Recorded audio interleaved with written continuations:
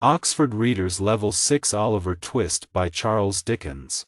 1. Oliver's early life. Oliver Twist was born in a workhouse, and when he arrived in this hard world it was very doubtful whether he would live beyond the first 3 minutes. He lay on a hard little bed and struggled to start breathing. Oliver fought his first battle without much assistance from the 2 people present at his birth. One was an old woman who was nearly always drunk, and the other was a busy local doctor who was not paid enough to be very interested in Oliver's survival. After all, death was a common event in the workhouse where only the poor and homeless lived. However, Oliver managed to draw his first breath, and the inn announced his arrival to the rest of the workhouse by crying loudly. His mother raised her pale young face from the pillow and whispered, "Let me see the child and die." The doctor turned away from the fire where he had been warming his hands. "You must not talk about dying yet," he said to her kindly. He gave her the child to hold. Lovingly she kissed the baby on its forehead with her cold white lips. The end stared wildly around the room, fell back and died. "Poor dear," said the nurse hurriedly, putting a green glass bottle back in the pocket of her long skirt. The doctor began to put on his coat. "The baby is weak and will probably have difficulties," he said. "If so, give it a little milk to keep it quiet." The end. He looked at the dead woman. The mother was a good-looking girl. "Where did she come from?" "She was brought here last night," replied the old woman. "She was found lying in the street. She'd walked some distance, judging by her shoes, which were worn to pieces. Where she came from, where she was going to, or what her name was, nobody knows." The doctor lifted the girl's left hand. "The old story," he said sadly, shaking his head. "No wedding ring, I see. Good night." And so Oliver was left with only the drunken nurse. Without clothes under his first blanket, he could have been the child of a king or a beggar. But when the woman dressed him later in rough cotton clothes yellow with age, he looked exactly what he was, an orphan in a workhouse, ready for a life of misery, hunger and neglect. Oliver cried loudly. If he could have known that he was a workhouse orphan, perhaps he would have cried even more loudly. There was no one to look after the baby in the workhouse, so Oliver was sent to a special baby farm nearby. He and 30 other children rolled around the floor all day, without the inconvenience of too much food or too much clothing. Mrs. Mann, the old woman who looked after them, was very experienced. She knew what was good for children, and a full stomach was very dangerous to their health. She also knew what was good for herself, so she kept for her own use the money that she was given for the children's food. The board responsible for the orphans sometimes checked on the health of the children, but they always sent the beadle, a kind of local policeman, to announce their visit the day before. So whenever the board arrived, of course, the children were always neat and clean. This was the way Oliver was brought up. Consequently, at the age of 9 he was a pale, thin child and short for his age. But despite frequent beatings by Mrs. Mann, his spirit was strong, which was probably the reason why he managed to reach the age of 9 at all. On Oliver's 9th birthday, Mr. Bumble the beadle came to the house to see Mrs. Mann. Through the front window Mrs. Mann saw him at the gate and turned quickly to the girl who worked with her. "Quick! Take Oliver and those others upstairs to be washed," she said. The end. She ran out to unlock the gate. It was always kept locked to prevent official visitors walking in unexpectedly. "I have business to talk about," Mr. Bumble told Mrs. Mann as he entered the house. He was a big fat man, often bad-tempered, and was full of self-importance. He did not like to be kept waiting at a locked gate. Mrs. Mann took his hat and coat, placed a chair for him, and expressed great concern for his comfort.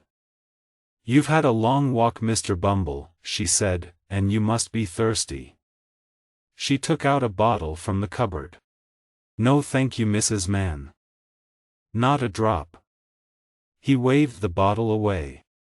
"Just a little drop, Mr. Bumble, with cold water," said Mrs. Man persuasively. Mr. Bumble coughed. "What is it?" he asked, looking at the bottle with interest. "Gin. I keep it for the children's medicine drink." "You give the children gin, Mrs. Man?" asked Mr. Bumble, watching as she mixed his drink. "Only with medicine, sir. I don't like to see them suffer." "You're a good woman, Mrs. Man." Mr. Bumble drank half his glass immediately. "I'll tell the board about you. Now, the reason why I'm here. Oliver Twist is 9 years old today. We've never been able to discover anything about his parents. How did he get his name?" "I gave it to him," said Mr. Bumble proudly. "We follow the alphabet.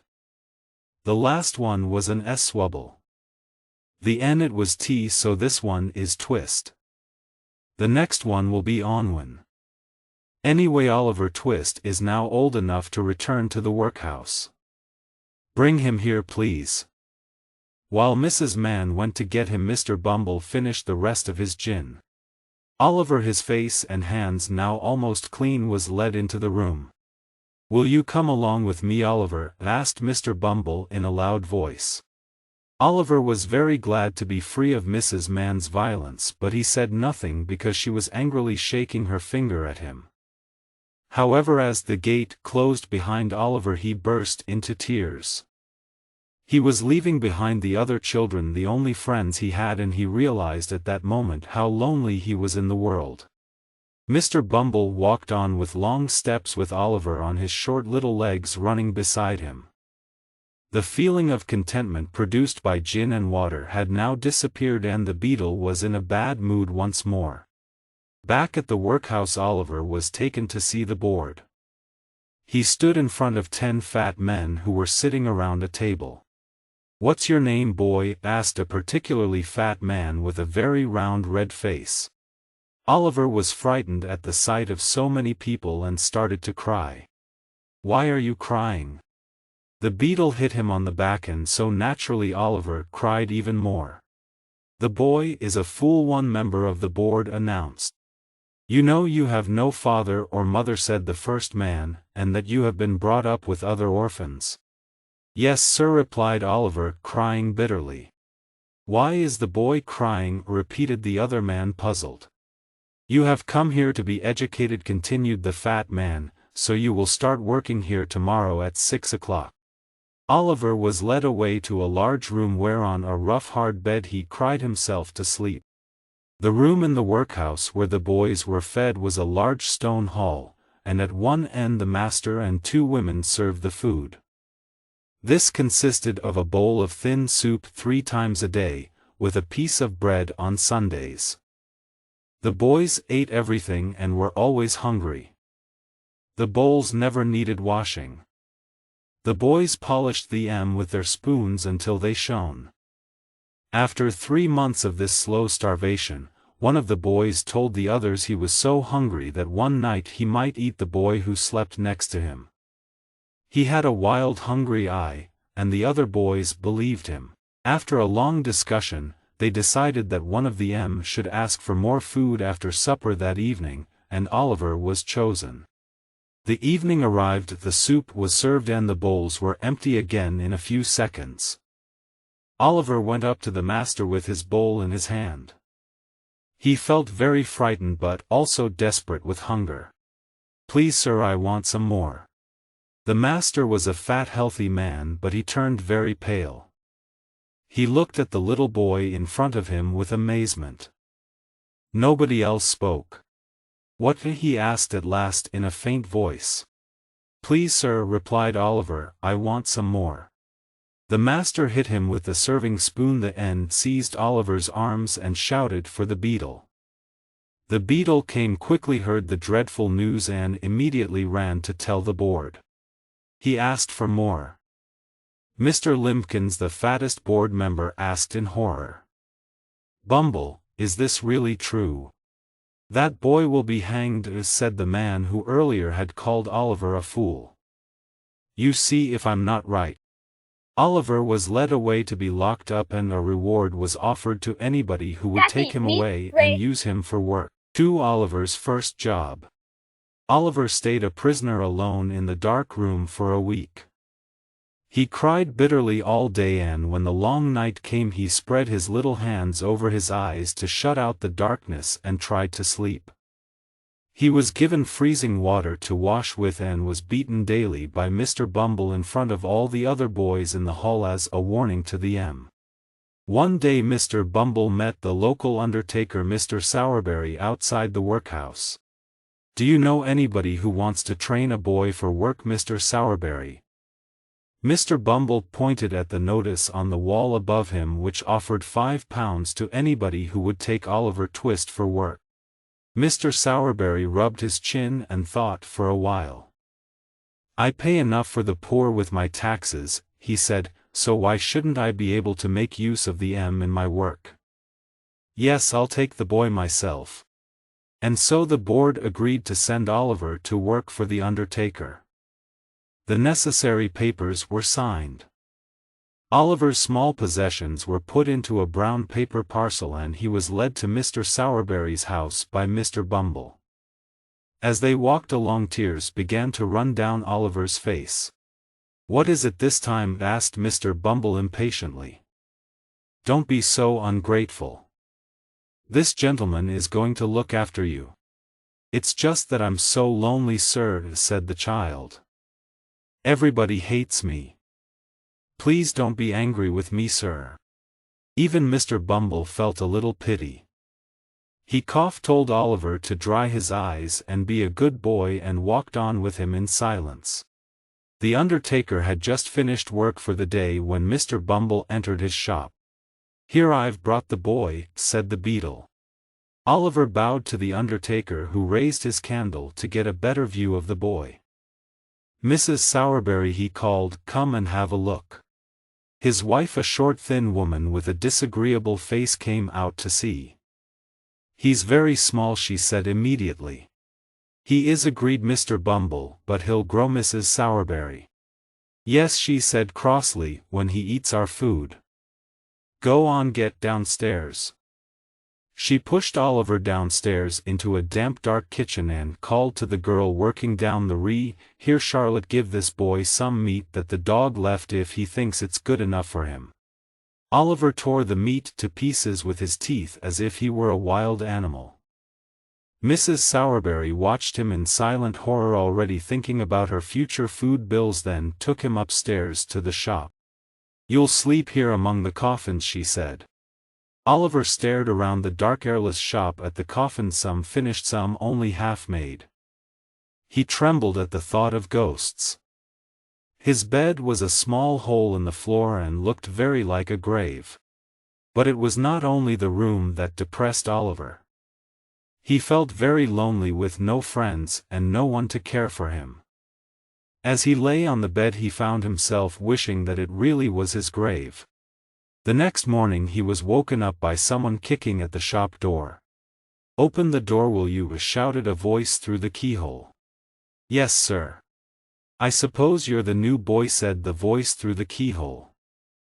"How old are you?" "10, sir." "I'll hit you when I get in," said the voice. Oliver was experienced enough to know that the promise was probably true. He opened the door with a shaking hand. Then looked up and down the street. All he could see was a large boy wearing the uniform of one of the charity schools where the children of the very poor used to go. "Did you want a coffin?" asked Oliver innocently. The charity boy looked at him fiercely. "You'll be needing a coffin soon, workhouse, if you make jokes like that. I'm Mr. Noah Claypole and you're working under me. Now hurry up and open the curtains." As he said this he kicked Oliver and entered the shop. He was a big clumsy boy of about 14 with a large head and very small eyes. Added to the SE attractions were a red nose and dirty yellow trousers. The boys went down to breakfast, which the girl Charlotte had made for them. She gave an extra piece of meat to Noah and told Oliver to hurry up as it was his job to look after the shop. "Did you hear that workhouse?" shouted Noah. "He heard," Noah said. Charlotte. "Leave him alone." "Why?" asked Noah. "All his relations have already left him alone. His mother and father aren't going to interfere with him." Charlotte and Noah both started laughing loudly. Oliver sat alone in the corner eating old bits of bread. Noah was a charity boy but not a workhouse orphan. He at least knew who his parents were. But for a long time all the local shop boys had insulted him because he wore the uniform of a charity boy. Now fortune had brought him a creature in an even lower position in society than himself. Noah intended to repay to Oliver every insult he had ever received and to make the new boy's life a misery. After a few weeks Mr. Sowerberry decided that he liked Oliver's appearance enough to train him in the undertaking business. Oliver's permanent expression of sadness was very suitable, the undertaker thought, for collecting dead bodies from houses and accompanying the coffins to funerals. One day Mr. Bumble came to tell the about a woman who had died in an extremely poor part of the town, and Sowerberry and Oliver went to collect the body.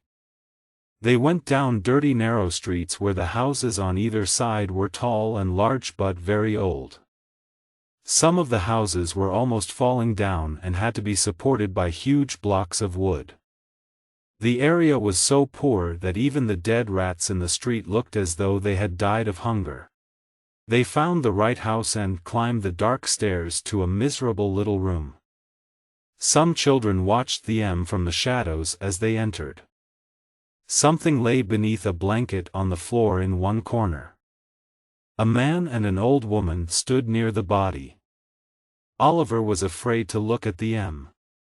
With their thin faces and sharp teeth they looked like the rats he had seen outside.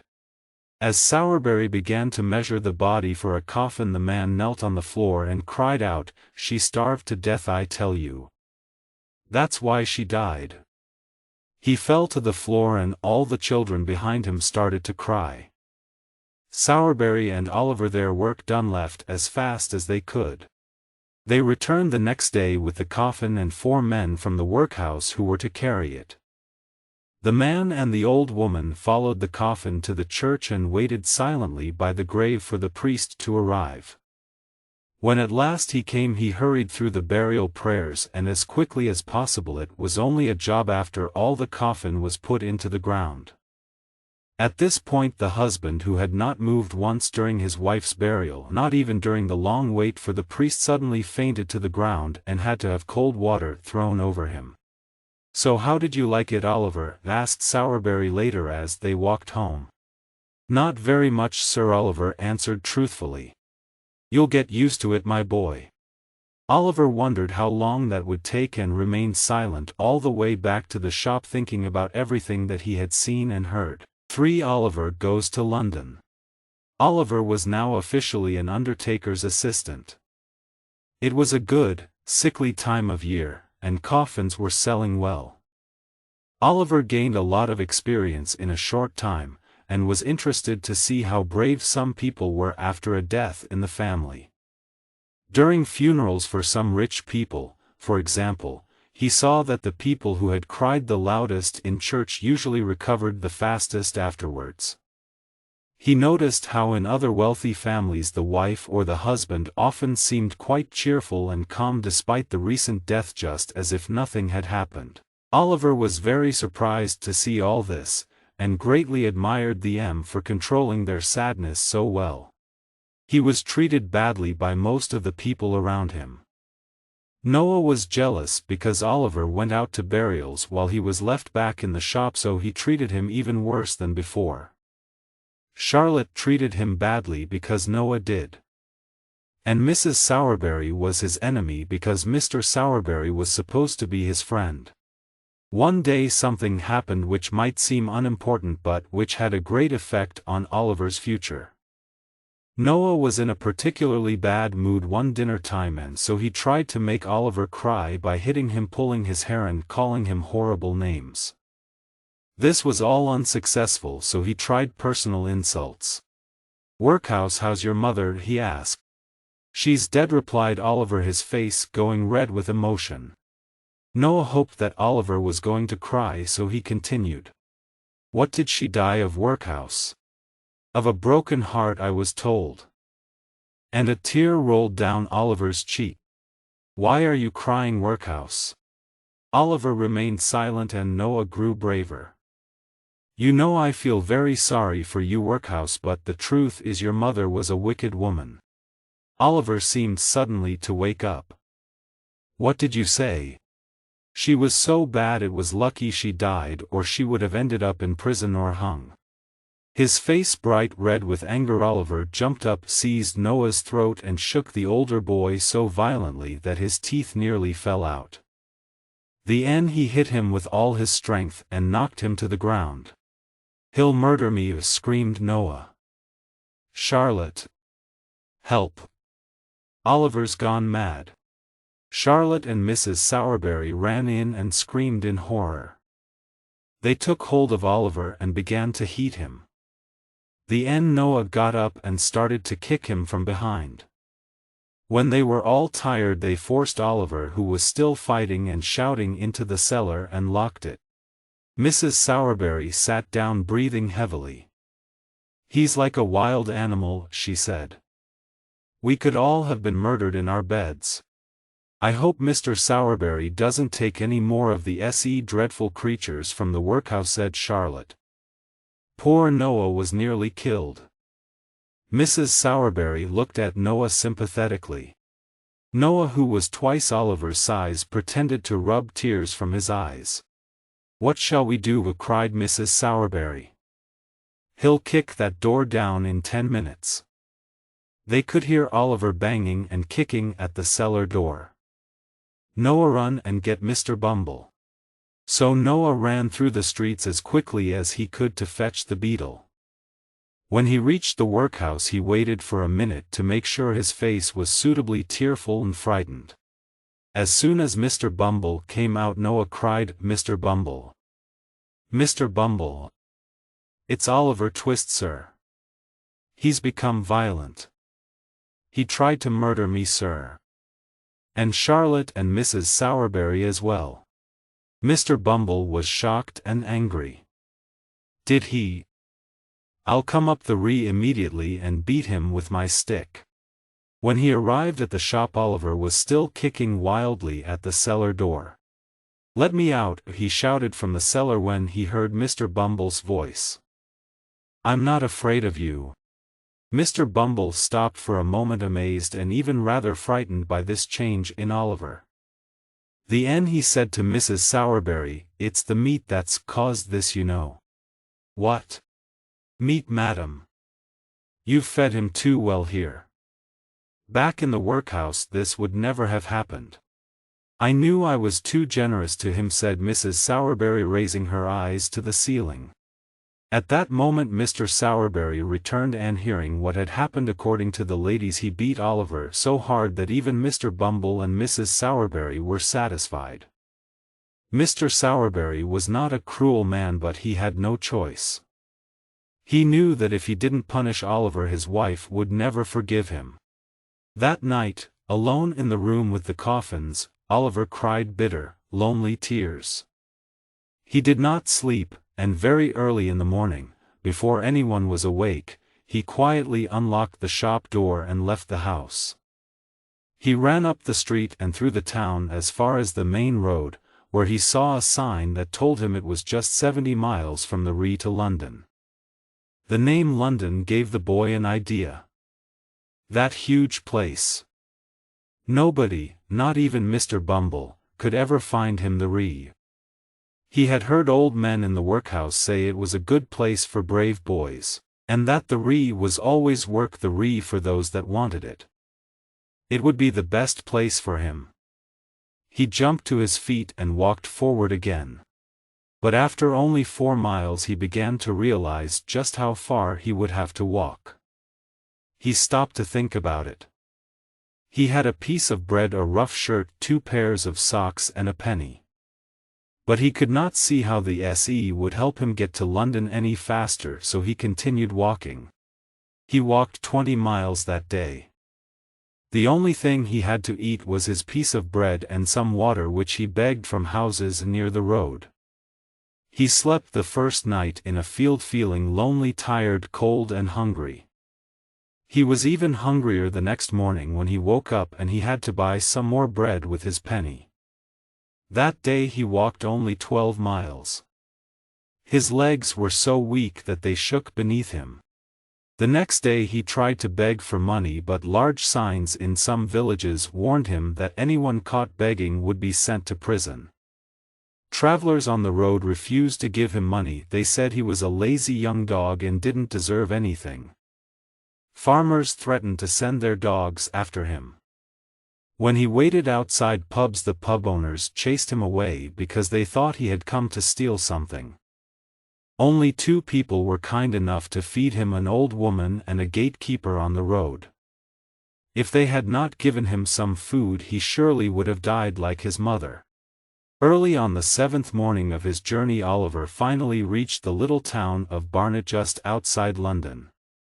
Exhausted, he sat down at the side of the road. His feet were bleeding and he was covered in dust. He was too tired even to beg. Then he noticed that a boy who had passed him a few minutes before had returned and was now looking at him carefully from the opposite side of the road. After a long time the boy crossed the road and said to Oliver, "Hello. What's the matter?" The boy was about Oliver's age, but was one of the strangest looking people he had ever seen. He had a dirty ordinary boy's face, but he behaved as if he were an adult. He was short for his age and had little sharp ugly eyes. His hat was stuck on top of his head, but it looked as though it would blow off at any minute. He wore a man's coat which reached almost down to his feet, with sleeves so long that his hands were completely covered. "I'm very tired and hungry," answered Oliver, almost crying. "I've been walking for a week." "A week? The magistrate's order, was it?" "The magistrate? What's that?" "A magistrate's a kind of judge," explained the surprised young gentleman. He realized Oliver did not have much experience of the world. "Never mind that. You want some food," he went on. "I haven't got much money, but don't worry, I'll pay." The boy helped Oliver to his feet and took him to a pub. Meat, bread and beer were placed before Oliver, and his new friend urged him to satisfy his hunger. While Oliver was eating, the strange boy looked at him from time to time with great attention. "Going to London?" he asked him finally. "Yes." "Got anywhere to live?" "No." "Money?" "No." The strange boy whistled and put his arms into his pockets as far as the big coat sleeves would allow him. "I suppose you want to sleep somewhere tonight, don't you?" "I do," replied Oliver. "I haven't slept under a roof since I started my journey." "Well, don't worry. I've got to be in London tonight, and I know a very nice old gentleman, who'll let you live in his place and not even ask you for money." Oliver was deeply grateful for this offer of shelter and talked for a long time with his new friend. His name was Jack Dawkins, but he was usually called the Artful Dodger.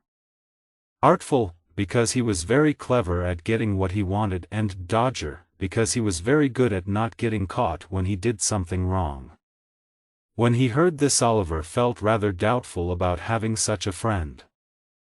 However, he wanted first to meet the kind old gentleman in London who would help him. After that he could decide whether to continue the friendship with the Artful Dodger, for Oliver in London. For some reason the Dodger did not want to enter London during daylight, so it was nearly 11 o'clock at night when they got near the centre. Oliver had never seen a dirtier or more miserable place. The streets in this district were narrow and muddy, and there were terrible smells everywhere.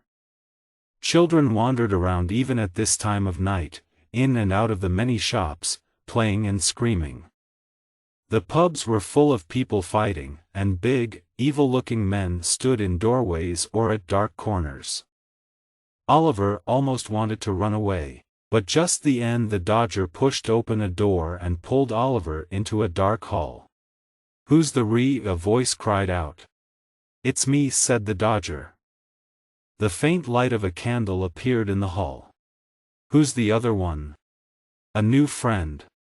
They went up some dark and broken stairs. Oliver could hardly see where he was going, but the Dodger seemed to know the way, and helped Oliver up. They entered a room with walls that were black with age and dirt. In front of the fire was a table with a candle stuck into a bottle of beer, and an old man, with a horribly ugly face and red hair, stood next to the fire cooking. He was wearing a dirty old coat and seemed to divide his attention between his cooking and a number of silk handkerchiefs, which were hanging near the fire. There were several rough beds in the room. 4 or 5 boys, about the same age as the Artful Dodger, sat round the table, smoking and drinking like middle-aged men. They all looked up when the Dodger and Oliver entered. "This is him, Fagin," the Dodger said to the old man. "My friend Oliver Twist." Fagin smiled and shook Oliver's hand. All the young gentlemen came up to him and shook both his hands very hard, especially the hand which held his few possessions. One of the boys was particularly kind. He even put his hands in Oliver's pockets so that Oliver would not have to empty them himself when he went to bed. The boys would probably have been even more helpful, but Fagin hit them on their heads and shoulders until they left Oliver alone. "We're very glad to see you, Oliver," said Fagin. "I see you're staring at the handkerchiefs, my dear. Aren't the real lot? We've just taken them all out to wash them, that's all." "Ha! Ha! Ha!" This seemed to be a joke, as the old gentleman and all his young friends gave loud shouts of laughter. The supper began. Oliver ate his share of the food and was given a glass of gin and water. Fagin told him to drink it fast.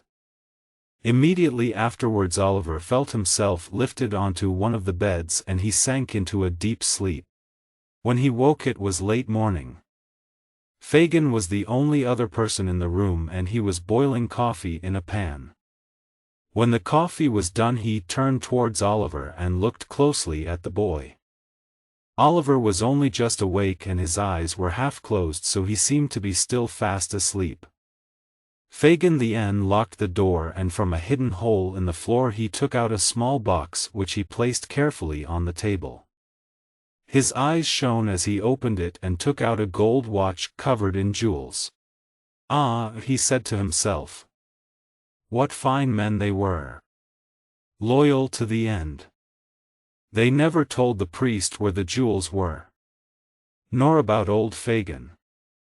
Not even at the very end. And why should they? It was already too late.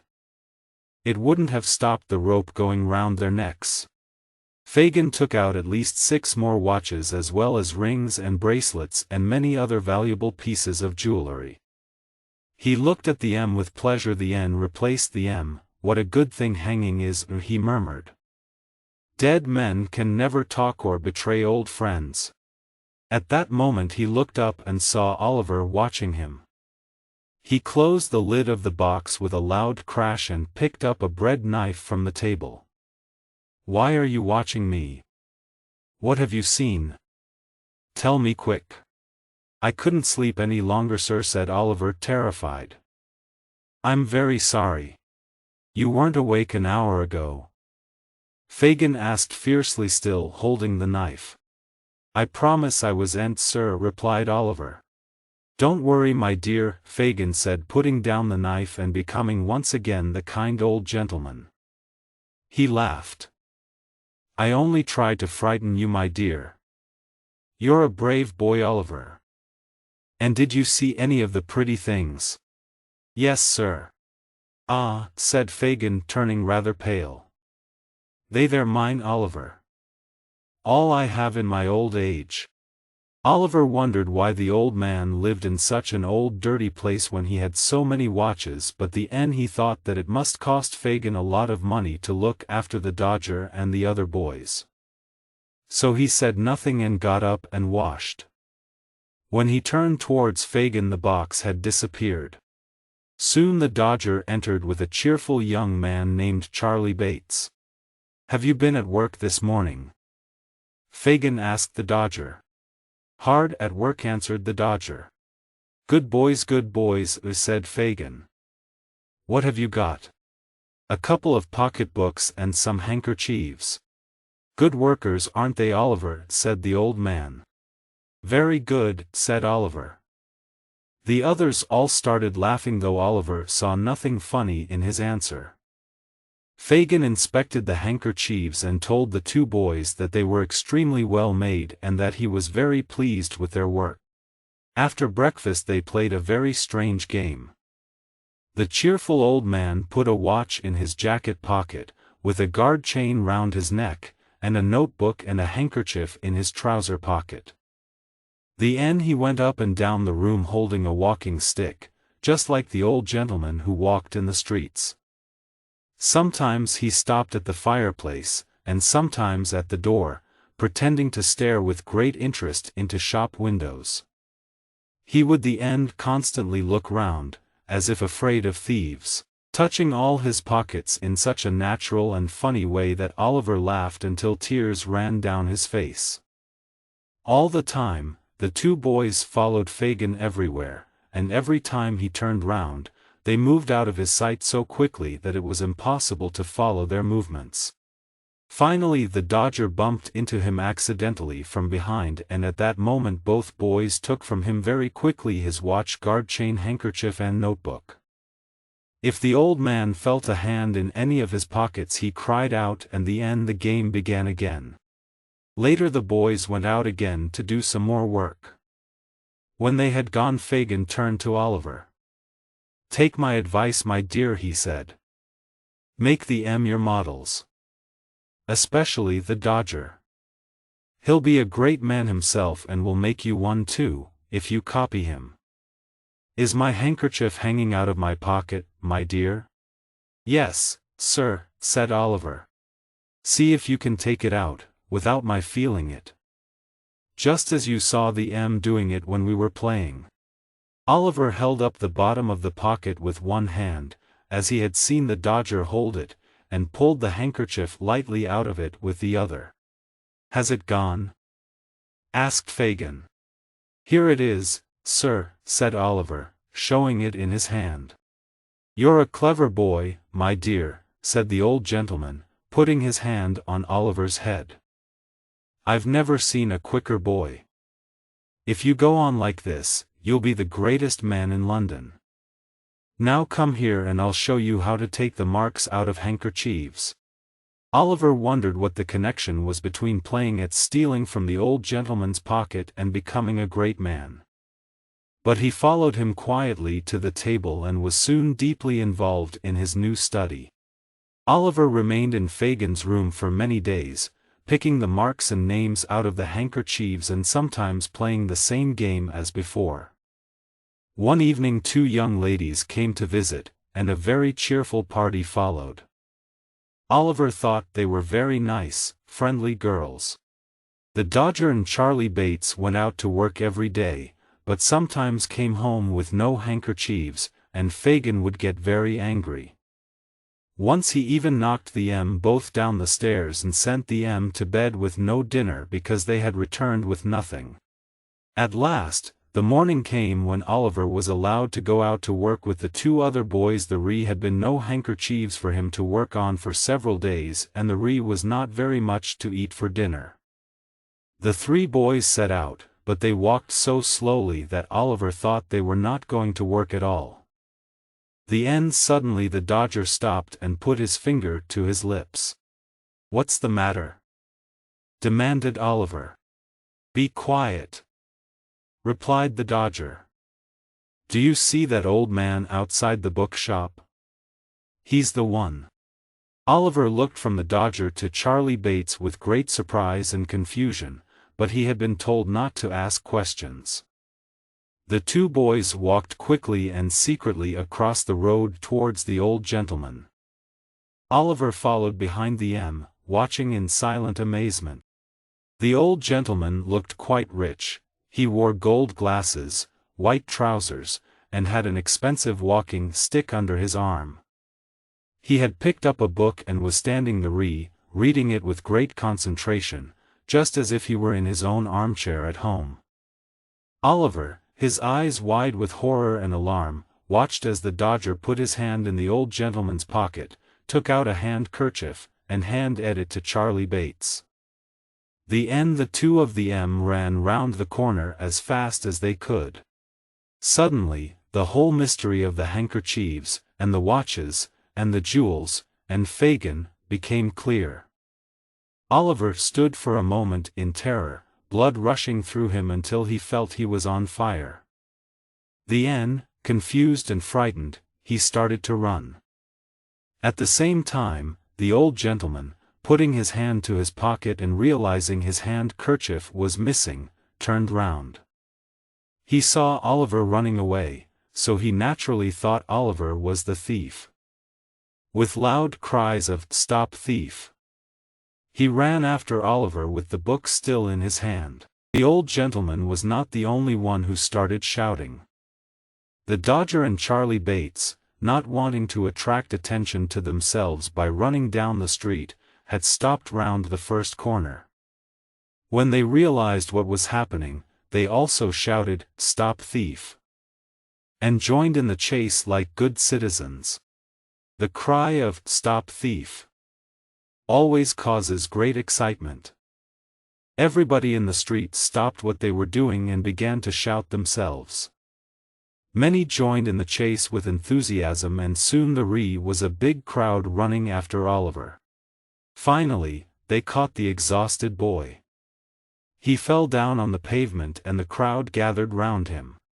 "Is this the boy?" they asked the old gentleman. "Yes," he answered, leaning over Oliver. "But I'm afraid he's hurt himself." "I did that," said a huge young man proudly. "And I hurt my hand doing it." The old gentleman looked at him with an expression of dislike. Oliver lay on the ground, covered with mud and dust and bleeding from the mouth, and looked wildly at all the faces surrounding him. At that moment a policeman arrived and took Oliver by the collar. "Come on, get up," he said roughly. "It wasn't me, sir," said Oliver, looking round. "It was two other boys. They're here somewhere." "Oh no, they aren't," replied the policeman. In fact, he was right, as the Dodger and Charlie had quietly disappeared as soon as the crowd had caught Oliver. "Come on, get up. Don't hurt him," said the old gentleman. "I won't," said the policeman, tearing Oliver's jacket half off his back as he lifted him up. The three of them started walking, followed by the excited crowd. 5 Oliver's life changes. Oliver was taken to the nearest police station. The officer at the gate looked at the boy. "Another young thief, eh?" He turned to the old gentleman. "Are you the person who was robbed, sir?" "Yes, I am," replied the old gentleman, "but I'm not sure that this boy actually took the handkerchief. I don't really want to take him to court. Too late. He must go before the magistrate now." Oliver was locked in a small stone cell, which was disgustingly dirty and smelly. As the key turned in the lock, the old gentleman said to himself thoughtfully, "There's something in that boy's face. He could be innocent. Where have I seen someone like him before?" After thinking about this for a few minutes, he said, "No, it must be imagination." He sighed unhappily, and began reading the book again. Some time later, the officer touched his shoulder and told him that the court was ready. A magistrate was a judge who dealt with small crimes in local courts, and the magistrate for this district was well known.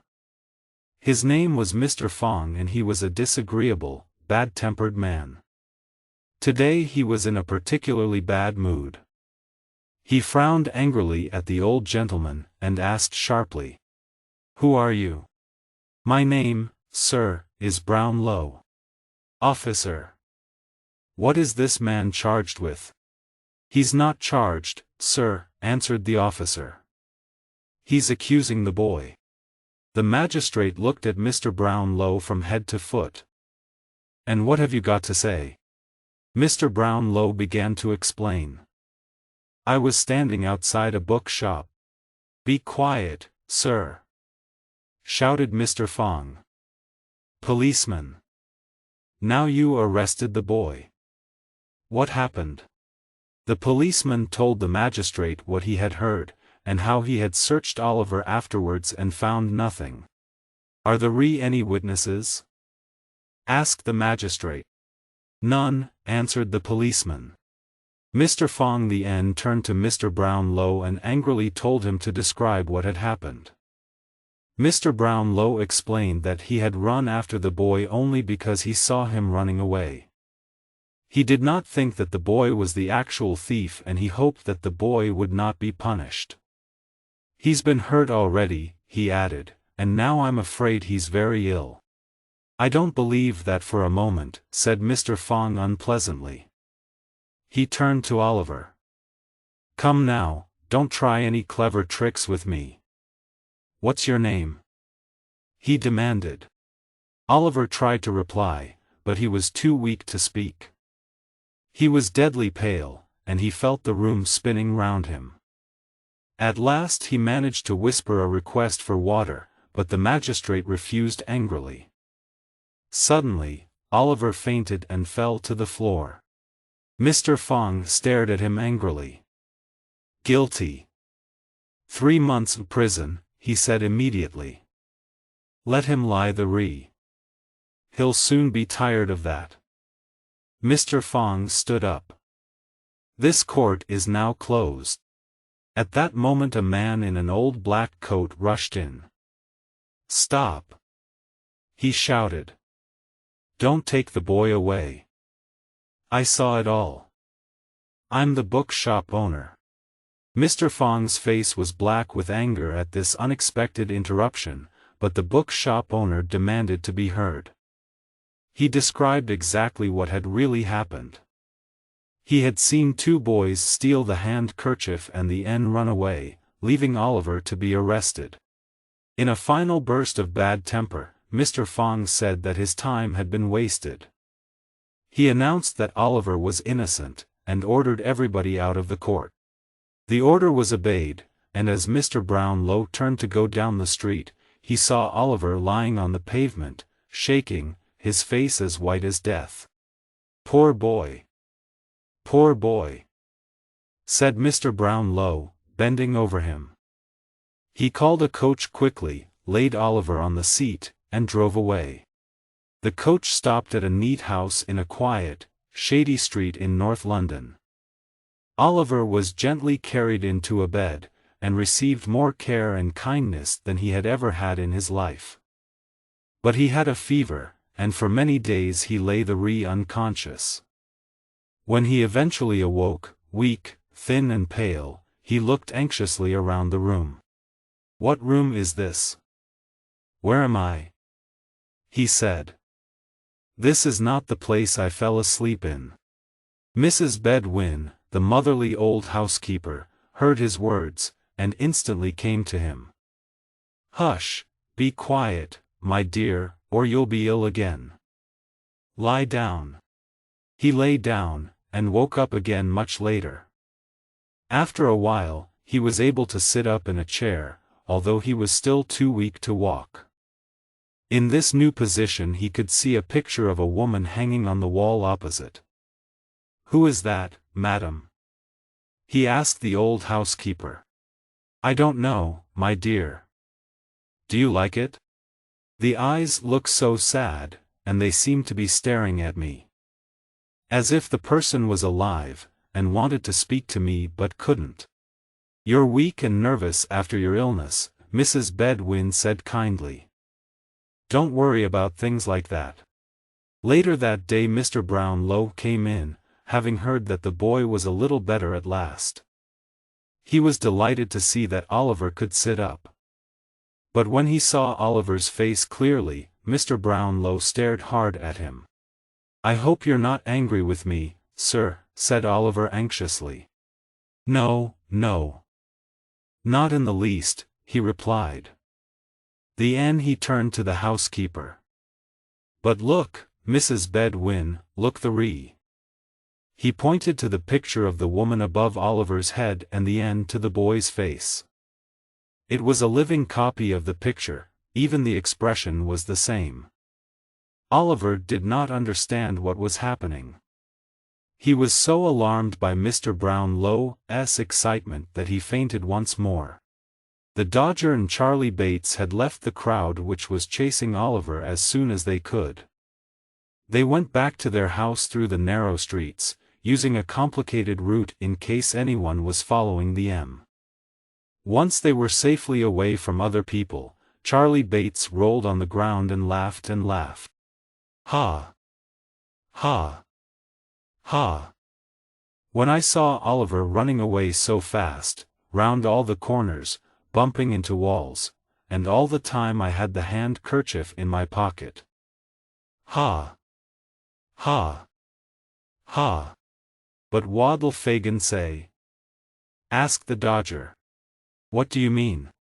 The Dodger said nothing more but led Charlie Bates into the house and up the stairs. When Fagin saw the enter, he rose to his feet. "Where's Oliver?" he asked the furiously. The two boys looked uneasily at each other, but said nothing. Fagin took hold of the Dodger's collar and shook him violently. "Tell me or I'll kill you." The Dodger slid out of his coat in one smooth movement, leaving Fagin holding only the empty coat. "The police have got him," he said reluctantly. He looked round for a weapon to fight with, but Fagin already had a heavy metal pot in his hand that he threw it hard at the Dodger, but missed and hit Charlie Bates, who started to shout with fear. Suddenly, all this noise and confusion was silenced by a deep voice at the door. "What the devil's going on here?" the voice demanded. The owner of the voice was a big man of about 35 in a black coat and very dirty trousers, with a brown hat on his head and a dirty handkerchief around his neck. He also had a 3-day-old beard. A white dog with torn ears followed him into the room.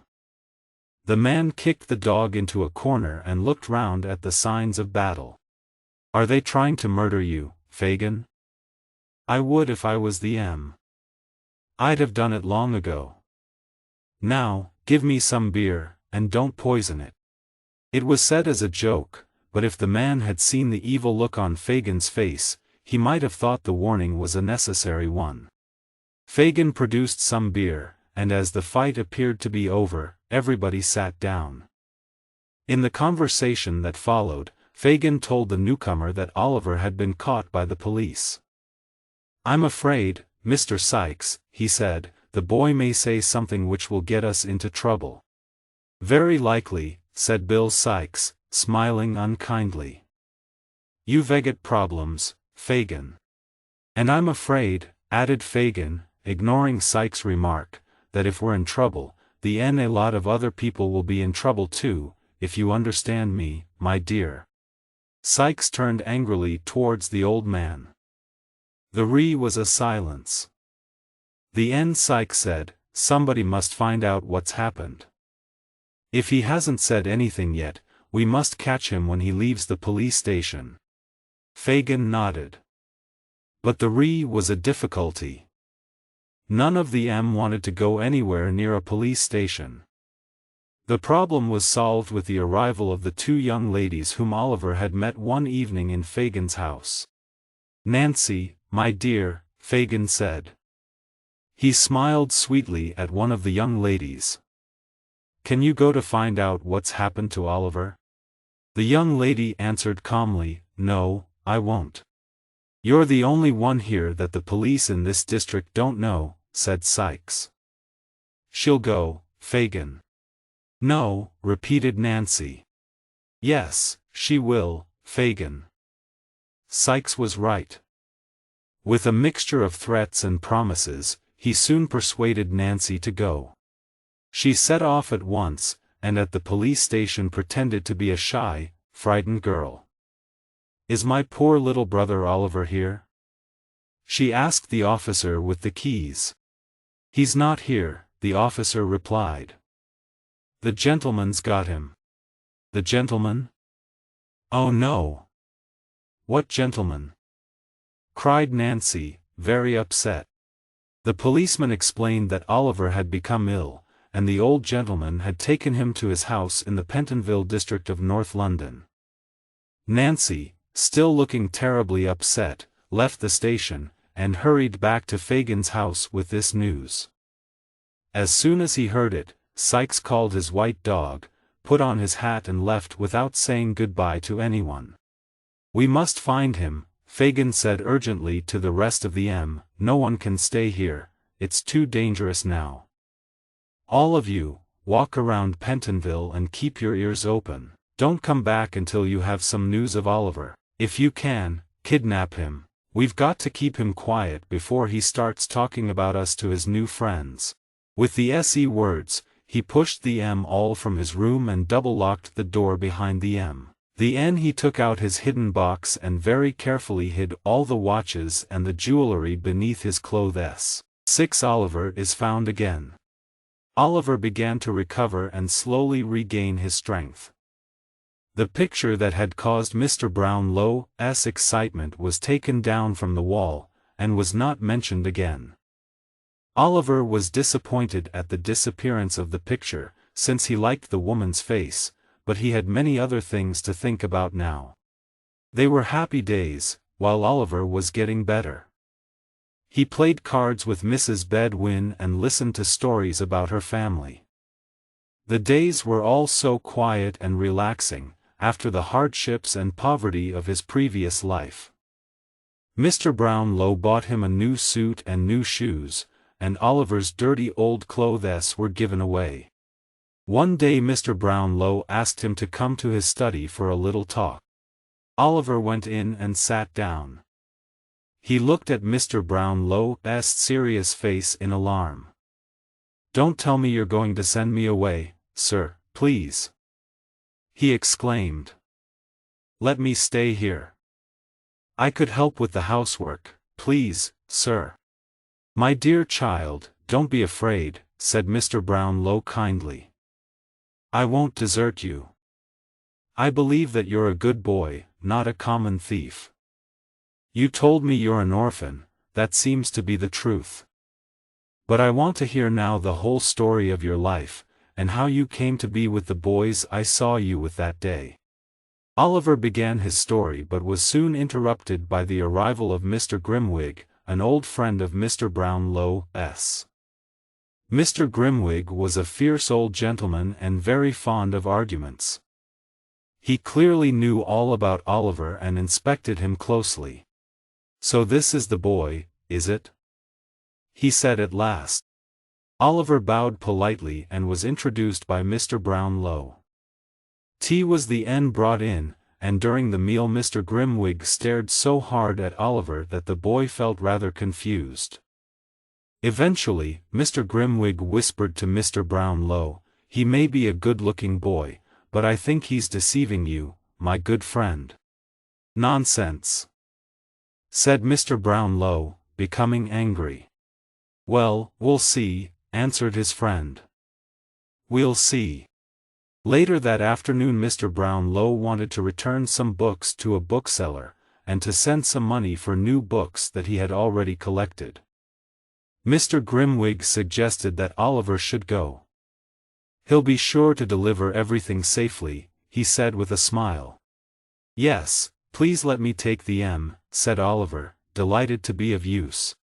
Mr. Brownlow hesitated, but Mr. Grimwig's smile had annoyed him.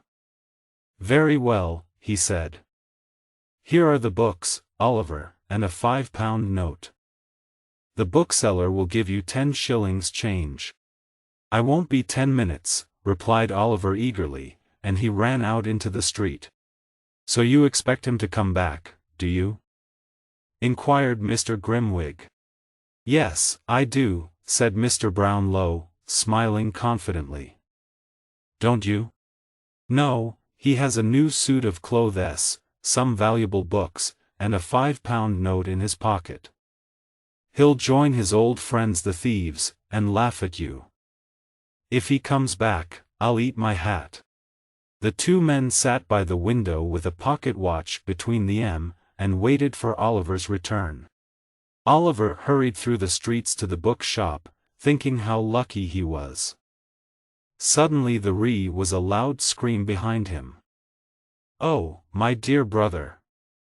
Before B could look round, a pair of arms was thrown tightly around his neck. "Don't!" he cried, struggling. "Let go! Why are you stopping me? Who is it?" The young woman holding him started to cry loudly. "I've found him. Oh, Oliver! You naughty boy, to make me suffer so much. Come home immediately, you cruel boy." She burst into tears and several people stopped to stare at what was happening. "What's the matter?" asked one of the watching women. "He ran away from his parents a month ago," the young woman said. "They're hard-working, respectable people, and he left them to join a gang of thieves and bad characters, and almost broke his mother's heart." "Go home, you horrible child," said another woman. "Yes, go back to your parents," said a third. "But I haven't got any," replied Oliver, greatly alarmed. "I haven't got a sister either. I'm an orphan. I live in Pentonville. Listen to him. Make him come home," the young woman said to the crowd, "or he'll kill his dear mother and father, and break my heart." Suddenly Oliver recognized the woman he had seen in Fagin's house.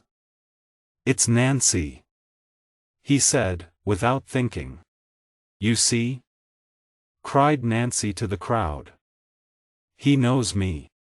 Just then a big man ran out of a beer shop, followed by a white dog.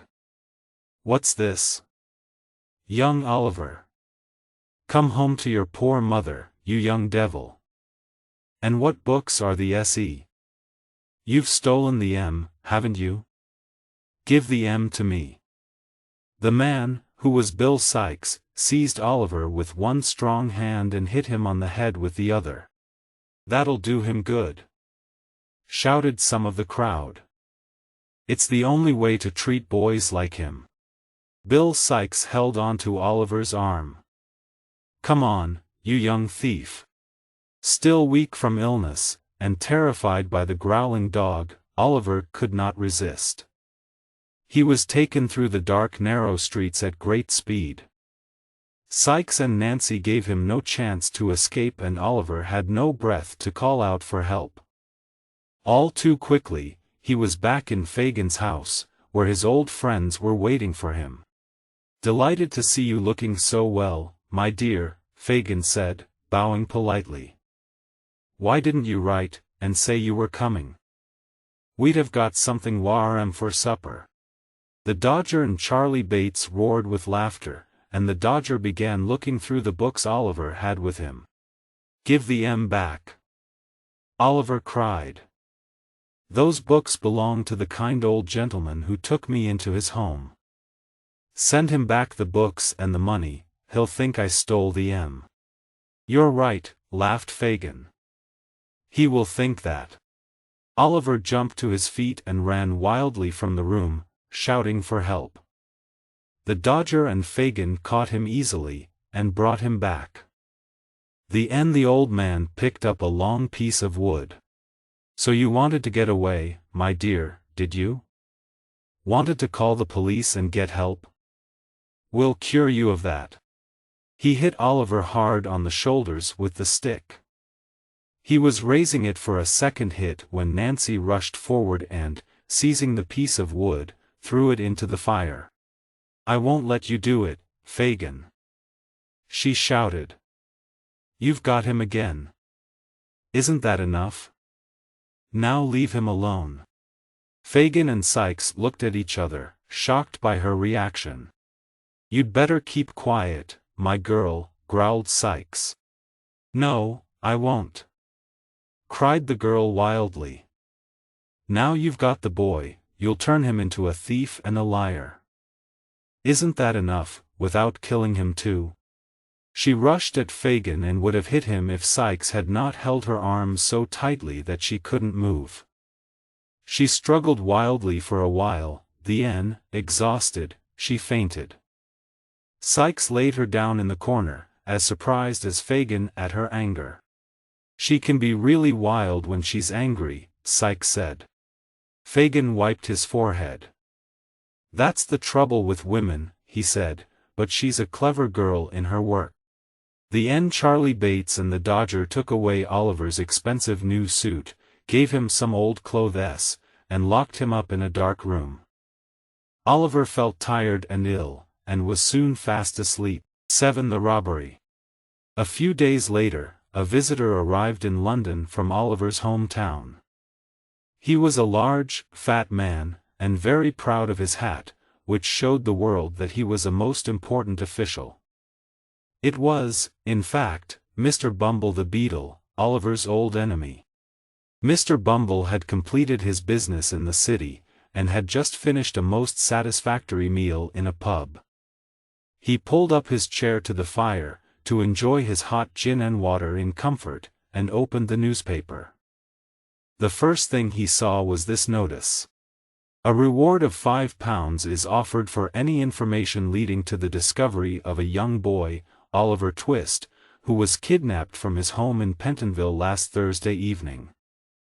I am also very interested in any information about his past." The "re" was the N.A. full description of Oliver's clothes and appearance, and Mr. Brownlow's full address. Mr. Bumble rubbed his eyes, read the notice again, and was at the address in less than 10 minutes. He was shown into Mr. Brownlow's study, where the old gentleman and his friend Mr. Grimwig were sitting. "Do you know where the poor boy is now?" Mr. Brownlow asked, when the Beetle had explained the reason for his visit. Mr. Bumble shook his head. "Do you know anything good about him?" asked Mr. Grimwig, looking closely at Mr. Bumble's face. Mr. Bumble shook his head again, very seriously, and turned down the corners of his mouth. "Tell us everything you know about him," said Mr. Brownlow impatiently. Mr. Bumble put down his hat, unbuttoned his coat, folded his arms, and sat back in his chair. He spoke in his most important and official voice, and talked for 20 minutes. His listeners heard all the details of Oliver's illegitimate birth, and how generously he had been treated as a workhouse orphan. They heard how he had always been an ungrateful and dangerous child, violently attacking another boy, and finally running away from the house where he had been working. The old gentleman shook his head sadly and gave Mr. Bumble the £5. "I would have been happy to give you 3 times the amount if your story had proved that the boy was good. If Mr. Bumble had known this earlier, he might have told a different story, but now it was too late. So he took the money and left." Mr. Brownlow walked up and down his room for several minutes, deep in thought. He rang the bell for Mrs. Bedwin, his housekeeper, and told her what he had heard. "I don't believe it," she said, with great certainty. "I was right," said Mr. Grimwig with satisfaction. "You should have listened to what I said." Mr. Brownlow said angrily, "Never let me hear the boy's name again. Never. Remember that, Mrs. Bedwin." The were sad hearts at Mr. Brownlow's house that night. ****. Meanwhile, in another part of London, Oliver remained a prisoner. Fagin had told Oliver how ungrateful he had been to run away. He had told him that he would have died of hunger without Fagin's kindness. He went on to tell Oliver the story of another young boy, who had gone to the police to tell them about the gang, but who had finally been hanged one morning for being a thief. Fagin described the hanging in terrifying detail, and said that he hoped he would never have to tell the police about Oliver, and see Oliver with a rope around his neck. Oliver felt his blood turn cold. He remained locked in a room for many days, seeing nobody between early morning and midnight. He spent his time thinking sadly about his friends in Pentonville. After a week he was free to wander round the house during the day. It was a dirty place, full of rats and insects but no other living thing. All the windows were closed, and covered with wood and metal bars that kept out the light.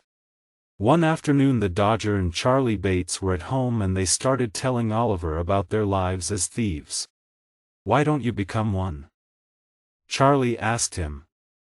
"We all are here, both of us, and Fagin, Sykes, Nancy, all of us." "I don't want to be," replied Oliver. "I wish they'd let me go." "But it's a good life," the Dodger said, taking some coins from his pocket and throwing the M up in the air. "What does it matter where the money comes from?" he said, laughing. "If you don't steal it, someone else will. You can be sure of that." Fagin entered at this point, with two young men, and joined in the conversation. One of the young men had just come out of prison, and there were many cheerful jokes about his very short haircut. Everybody sat around the fire, talking and laughing for hours. Fagin told Oliver how good the Dodger was at his job, and what a friendly boy Charlie was.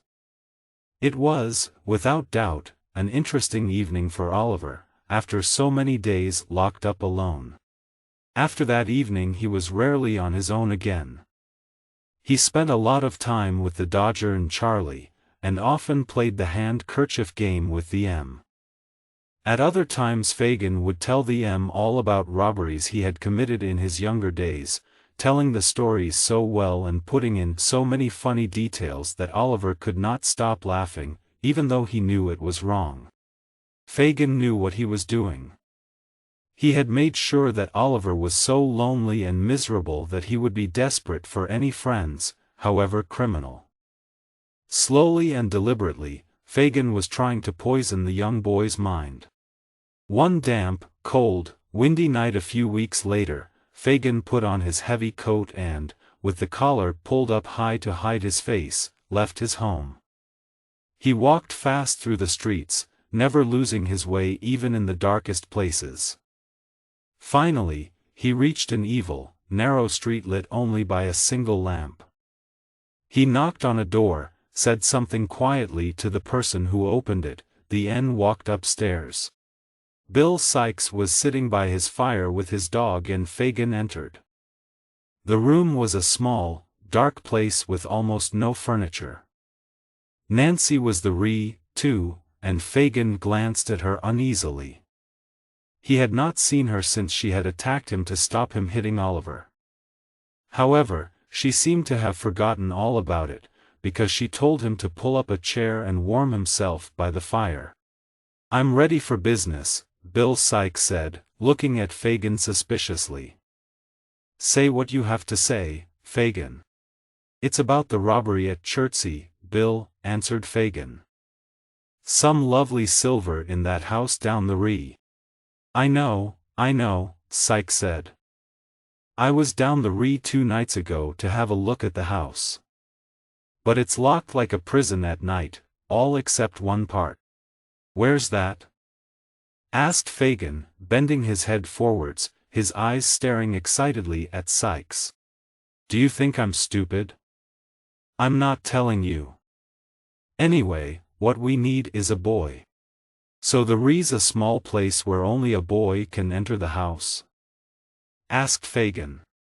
"Maybe. But we need a boy." The Ree was silence for a time, while Fagin thought. Then he made a sign to Sykes to tell Nancy to leave the room. "Don't worry," Sykes said. "You can trust her, she won't talk. Isn't that right?" "Of course it's right," answered the young woman, taking a large drink from the bottle on the table, and laughing. "Anyway, Fagin, I know your idea is for Oliver to do the job. "You're a clever girl," said Fagin, smiling evilly. "That's exactly what I had in mind. Listen, Bill, the boy's been training for a few weeks, and it's time he did some work. He's the smallest one, anyway." "Is he safe?" asked Sykes. "Because if he tries any tricks on me, I'll kill him. He'll be ours for life, if he feels he's one of us." "And this job will make him feel like that," said Fagin eagerly. "The boy looks so innocent, he's perfect. And we've got to include him in some crime as soon as we can. Otherwise, if he escapes now, he can tell the police about us and stay free himself." So it was decided that Oliver would help Sykes with the robbery in 2 days' time. The plan was discussed in great detail and all the arrangements made. By the end, Sykes was very drunk, and Fagin got up to leave. As he put on his coat, he stared hard at Nancy, frowning a little. No, he was sure he could trust her, she was loyal. The next night, Oliver was alone in Fagin's house when Nancy entered. She was so nervous and white-faced that Oliver asked her if she was ill. "God forgive me," she said, beating her hands together. "I never thought I would do this." "Has anything happened?" asked the boy. "What is it?" She sat with her back to him, and hid her face with her hands. After a while she said, "I don't know why I feel so strange sometimes." "Come on, Oliver, are you ready? You have to come with me to Bill's house." "Why?" "Oh, nothing important."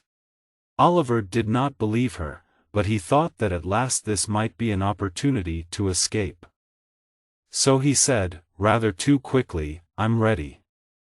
Nancy guessed what he was thinking. "Oliver," she said, "this is not the time to escape. I've saved you once, and I will again, but if anything happens tonight, it might mean my death." She said this so seriously that Oliver decided it must be true. He was quiet while they walked quickly through the streets to Sykes' house. Inside his room, Sykes sat Oliver down on a chair. "Did he come quietly?" he asked Nancy. "Quiet as a mouse." "Glad to hear it," said Sykes. "Now listen to me, boy." He put a gun against Oliver's head. "If you say one word when you're outside with me, I'll shoot you. Understand?" Oliver nodded, trying hard not to tremble. Sykes and Oliver started out at 5 o'clock in the morning, while it was still dark. They crossed from one side of London to the other. At first the streets were empty, the end shops began to open and people started going to work. Gradually, the noise and traffic increased, and as they passed through the meat market at Smithfield, Oliver was amazed by the sight and smells of so many animals, and by the huge crowds of people, all pushing and swearing and shouting. But Bill Sykes marched on without stopping. Later in the day they were given a lift in a horse and cart from West London out into the country. Night fell, and after walking a few more miles down country roads, they finally arrived at an old house standing alone by a river. It was dark and seemed to be empty. They went inside without knocking. Inside were 2 other men, who, at Sykes' command, produced food and drink for him and the boy. Sykes told Oliver to get some sleep as they would be going out again later that night. Oliver still had no idea of the purpose of this expedition, but his head ached with tiredness and he soon fell asleep. At 1:30 the men got up and checked their equipment, gathering several sticks as well. Sykes and the man called Toby left the house together, with Oliver walking between them. There was now a thick fog and the night was very still as they hurried through the deserted streets of the nearby town. Out in the country again, they walked down several small roads until finally they stopped at a house surrounded by a high wall. As quick as lightning, Toby climbed up and pulled Oliver after him. Inside the garden, they crept towards the house, and now, for the first time, Oliver realized in horror that the purpose of the expedition was robbery, and maybe even murder. Bill Sikes broke open a small window at the back of the house. The end shone his light into Oliver's face. "Now listen. I'm going to put you through here. Go straight through into the hall and on to the front door, and let us in. And if you don't, you can be sure I'll shoot you." Oliver, stupid with terror, was lifted through the window into the house. Desperately, he decided to try to run upstairs and warn the family. He began to creep forwards. Suddenly, there was a loud noise from the hall. "Come back!" shouted Sikes. "Back! Back!" Oliver stood still, frozen with fear. A light appeared, the two men on the stairs, a sudden bright flash, and a loud bang. Oliver staggered back. Sikes seized the boy's collar through the window and pulled him back out into the garden. "They've hit him!" shouted Sikes. "He's bleeding." A bell rang loudly, above the noise of more gunshots and the shouts of men. Oliver felt himself being carried across rough ground, and the end he saw and heard no more. 8 After the robbery. The night was bitterly cold. A sharp wind whipped the fallen snow up into the air and blew it into every hole and corner. It was a night for the homeless to lie down and die, and for luckier people to sit close to their fires and thank God they were at home. In the workhouse where Oliver was born, Mrs. Corney, the widow in charge, was making tea by her fire. When she heard a knock at her door, she frowned and called out sharply, "Come in." The frown, however, was quickly changed to a sweet smile when she saw Mr. Bumble enter. "Hard weather, Mr. Bumble," said the widow. "Yes, indeed, ma'am," replied the beadle. "We've had to give out to the poor people in this town great quantities of bread and cheese today, and they're still complaining. Why, one man even came back and demanded some free firewood. What does he want that for? People are never satisfied. Give the one thing today, and tomorrow they'll ask for something else." Mrs. Corney agreed that it was very shocking. They discussed some workhouse business together, and the Mr. Bumble looked hopefully at the teapot. Mrs. Corney offered him some tea. Instantly, Mr. Bumble sat down by the fire and gave the widow such a warm smile that her face turned a delicate pink. She passed Mr. Bumble the teacup, and as he took it, he managed to give her hand a little stroke. "You're a kind-hearted woman, Mrs. Corney," said the beadle. "Oh, Mr. Bumble," said the widow, smiling shyly. For a while there was a friendly silence between them, and Mr. Bumble moved his chair closer to the widow's. Mrs. Corney, of course, did not notice this, but when the beadle's arm began to slide around her waist, she felt she must make a small protest. Encouraged by this response, Mr. Bumble immediately gave her a kiss, but at this interesting moment there was a sudden knock at the door. Mr. Bumble jumped to his feet and went to the other end of the room. "Please, Mrs. Corney," said a voice outside. "Old Sally is going fast." "Well, what can I do to help her?" asked Mrs. Corney angrily. "Nothing, ma'am," replied the old woman outside. "But she says she has something to tell you, which you must hear. She won't die quietly till you come." Complaining loudly, Mrs. Corney asked Mr. Bumble to wait until she came back. She followed the old woman up the stairs. Old Sally lay in bed in a freezing cold room. The fire was so small and mean that it gave no warmth at all. Mrs. Corney bent over the bed, and the dying woman opened her eyes. "Come closer," she murmured. "Let me whisper in your ear." She held on to Mrs. Corney's arm and pulled her down towards her. In this same room I once helped a pretty young woman who came in with cut and bleeding feet, who gave birth to a boy and the end died. Well? Asked Mrs. Corney impatiently. I robbed her. She was hardly dead before I stole it. Stole what? It the only thing she had. It was gold. It could have saved her life. Gold? Who was this mother? Tell me.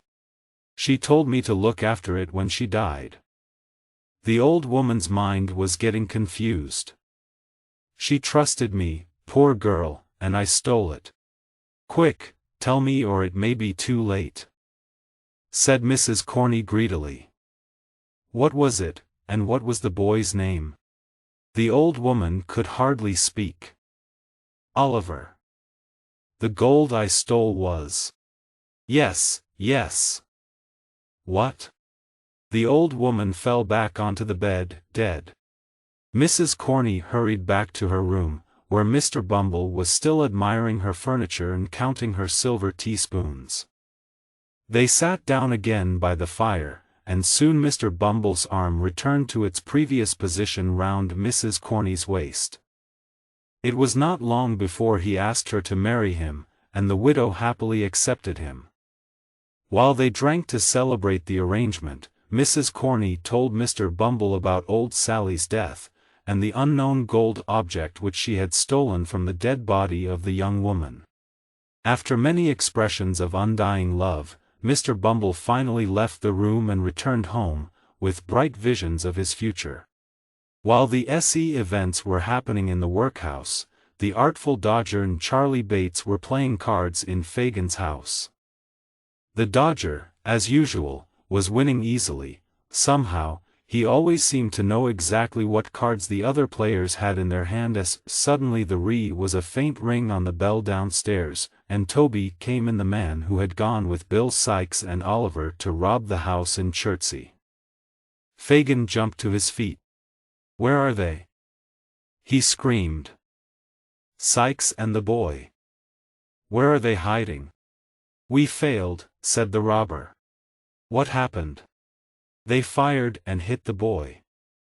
We ran away with Oliver between us, and they chased us with dogs. And the boy? What about the boy? Gasped Fagin. His head was hanging down, and he was cold. We needed to go faster, so we left him in a field, alive or dead. That's all I know about him. Fagin did not wait to hear any more.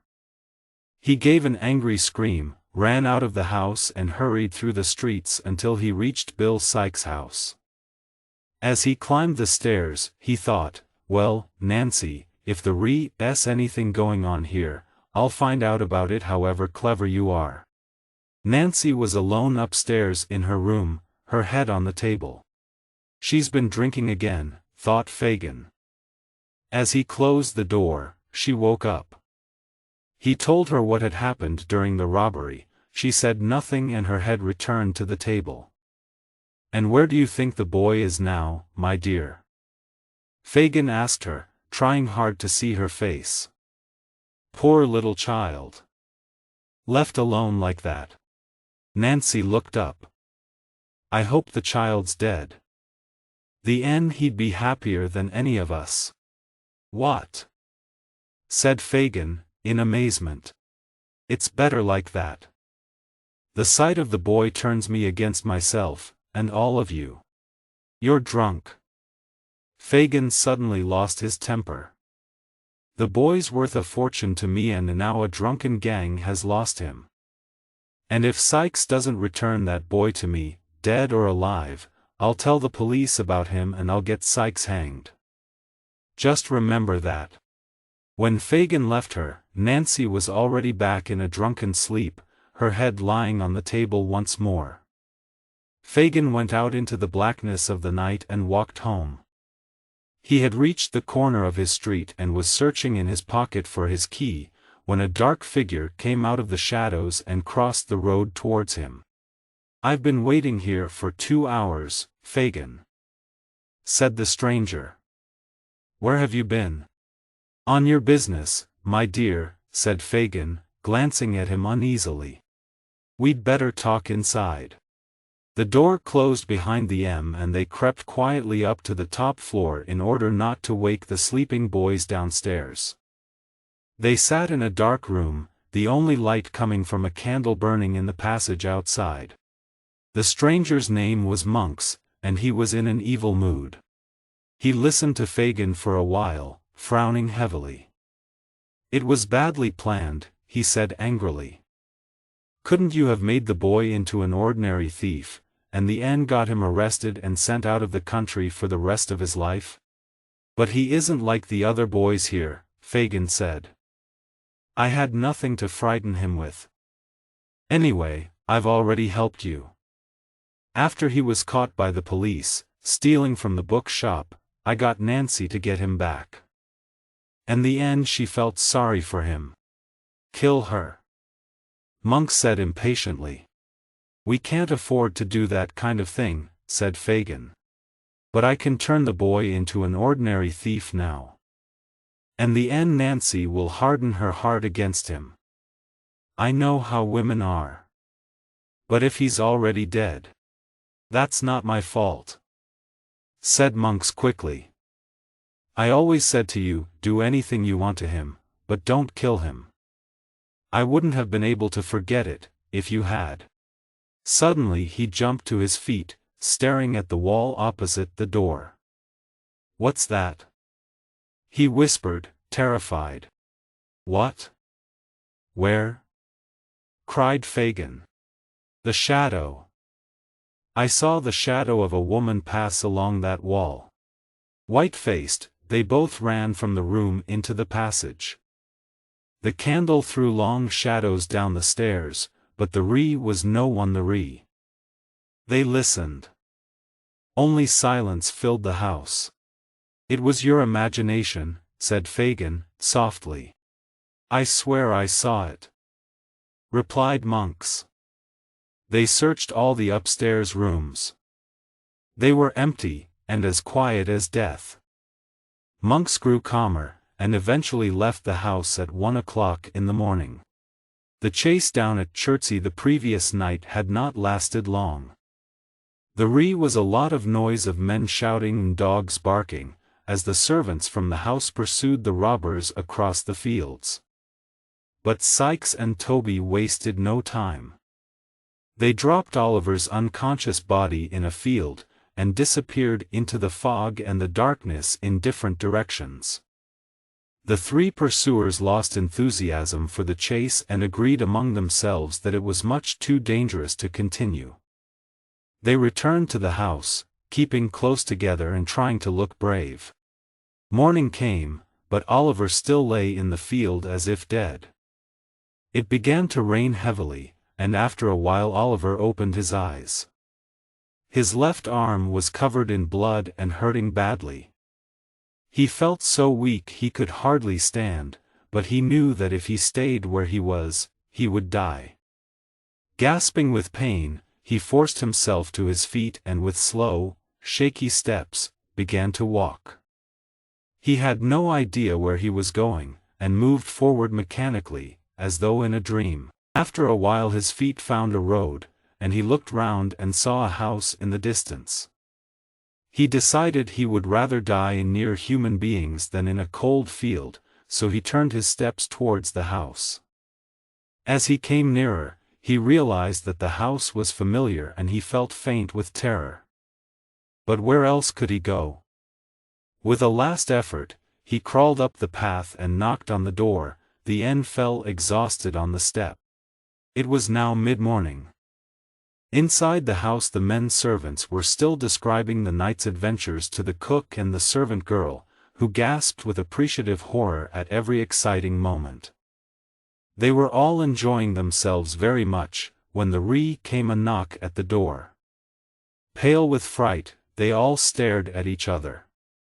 Nobody was keen to answer the knock, so eventually they all went, including the dogs. Very cautiously, they opened the door, and saw nothing more alarming than poor Oliver, curled up in a sad little heap on the step. One of the men gave a shout, seized the boy by a leg and pulled him into the hall. "Here he is!" he cried excitedly. "Here's the thief. I shot him last night." A young lady appeared at the top of the stairs. "What's going on here?" "Quiet, please." "Is this poor boy very hurt?" "Very," said the servant, proudly. One of you go to town as fast as you can and fetch a policeman and Dr. Losberne. The rest of you, help to carry the boy upstairs and put him to bed. Treat him kindly, I beg you. 9 Oliver starts another life. In a comfortable, pleasant sitting room, the two ladies of the house waited anxiously for the doctor and the police to arrive. The owner of the house, Mrs. May Lie, was an older woman, but her niece, Rose, was a girl of 17, whose quiet beauty and gentle charm won all hearts. As soon as the doctor arrived, he ran breathlessly into the house and burst into the room without knocking. He was clearly a good friend of the ladies. "I never heard of such a dreadful thing. You should both be dead of fright," he said to Mrs. May Lie. "In the silence of the night, too. Are you both all right? Why didn't you send for me at once?" "We are quite all right," said Rose, smiling. "But there's an injured boy upstairs whom Aunt wants you to see." Dr. Losberne went up to examine Oliver, and was for some time. He came down looking rather puzzled, and asked the two ladies to see the boy with him. "I can promise you there's nothing very frightening about him," he said. Instead of the evil-looking robber they expected to see, the two ladies found only a pale, thin child, lying peacefully asleep. He looked too innocent that Mrs. May Lie said, "This child could never have been in a gang of robbers." "It certainly seems strange," agreed the doctor, "but wickedness can hide behind the most gentle face, you know." "But he's so young, too," cried Rose. "Can you really believe this poor boy is a criminal?" "Oh, Dr. Losberne, and my dear aunt, I beg you both to have pity on him." Mrs. May Lie did not need persuading, and the doctor could not resist Rose's tears.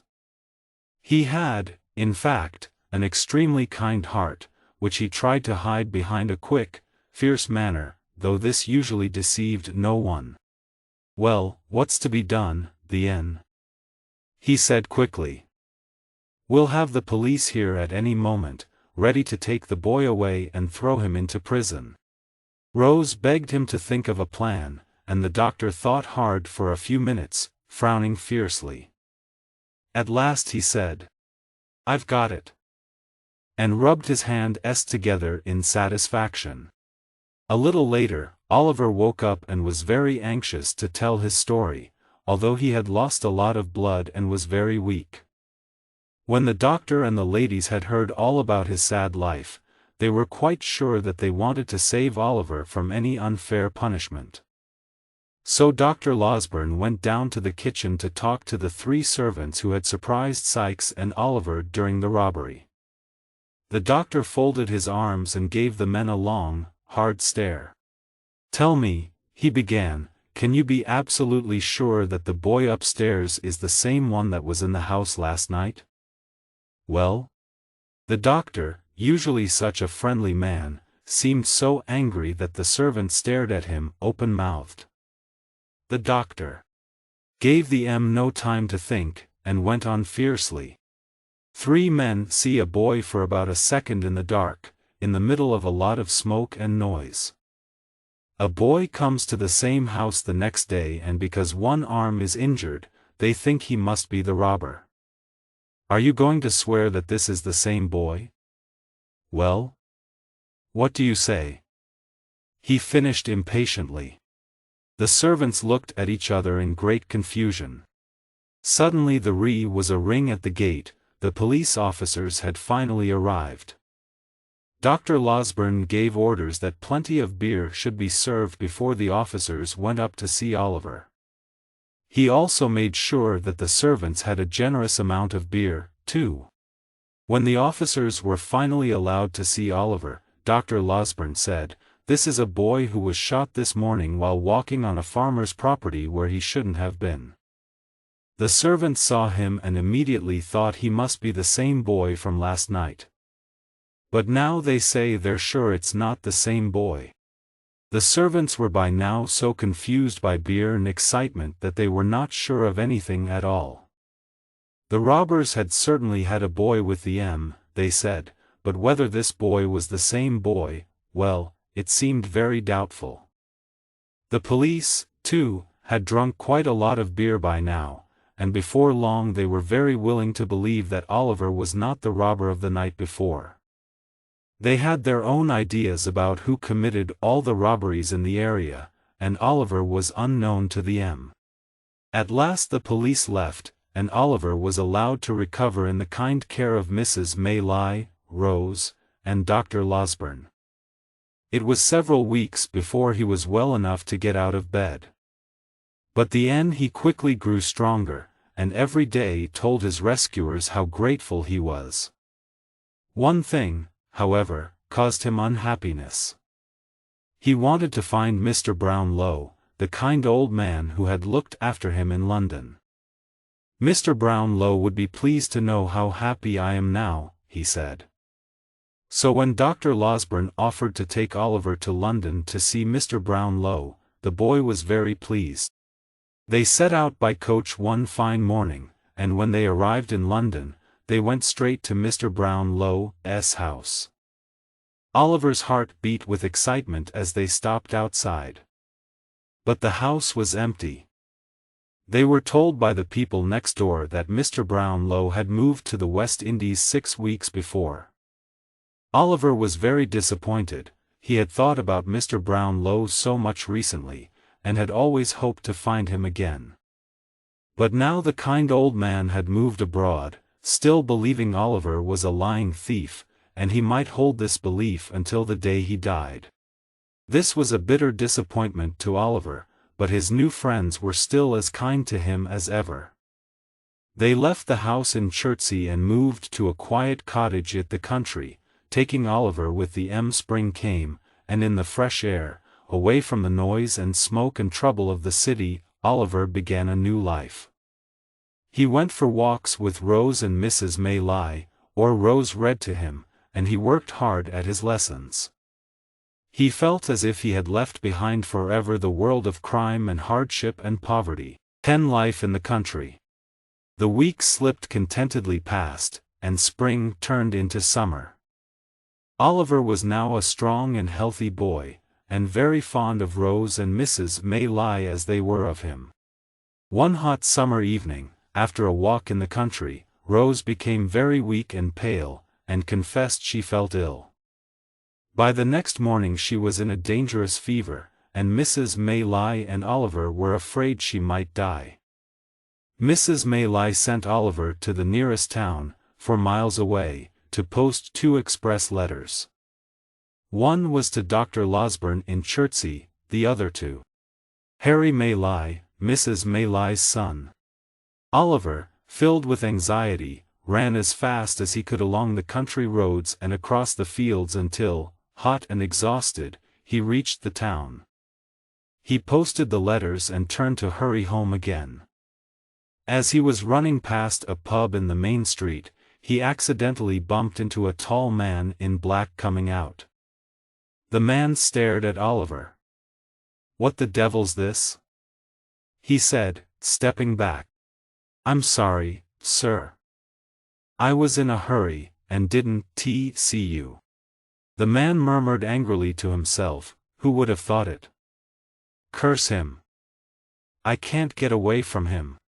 "I'm sorry, sir," repeated Oliver, frightened by the man's wild, staring eyes. "The devil break your bones," the man said through his teeth. "What are you doing here?" He raised his hand and started towards Oliver with a mad look in his eyes, but fell violently to the ground, shaking and gasping, in a fit. People hurried up and helped the man into the pub while Oliver, thinking that the man was mad, ran quickly home. Mrs. Maylie and Oliver passed a sleepless night, and Rose grew steadily worse as the fever burned in her. Oliver said every prayer he had ever learnt 10 times over. Late the next day Dr. Losberne and Harry Maylie arrived, and the house was full of worried faces and anxious whispers.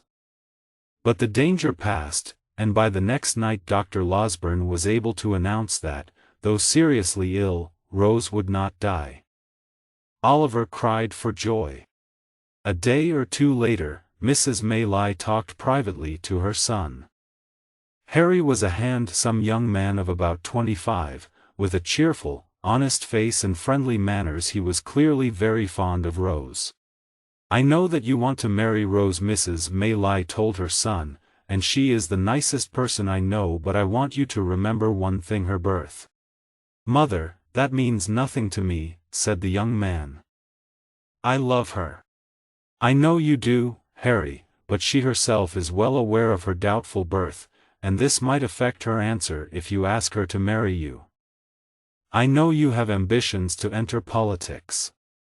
If you marry a woman with a stain on her name, even though it's not her fault, it might spoil your chances of success in life. Society is cruel, Harry. People might use the knowledge of your wife's doubtful birth against you and against your children, too. And one day, you might begin to regret your marriage. Only a selfish man would do that, Mother." Harry answered impatiently. "No, I am quite determined. I have loved Rose for a long time, and nothing will ever change that." Mrs. Maylie sighed. "And she, I know, is very fond of you. But she herself may try to protect you, and refuse an offer of marriage for your sake. Remember that, Harry. But now, I must go back and sit with her. Will you tell her how much I've worried about her?" asked Harry. "And how anxious I am to see her again?" "Of course I will," replied Mrs. Maylie. Some days after this conversation, Oliver was sitting in the room where he studied in the evenings. It was a warm night, and he had been studying hard for some hours. He fell asleep at his desk and started dreaming.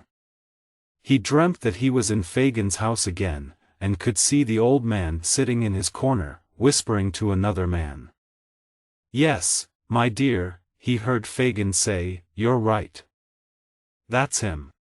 In Oliver's dream the other man answered, "Of course it is. I told you I'd seen him. I'd recognize him anywhere. If I walked across his unmarked grave, I'd know it was him buried under the ground." He said this with such hatred that Oliver woke up from fear. In front of him, at the open window, so near he could almost touch the were Fagin and the strange, wild man he had bumped into outside the pub in the town. In a flash, they were gone.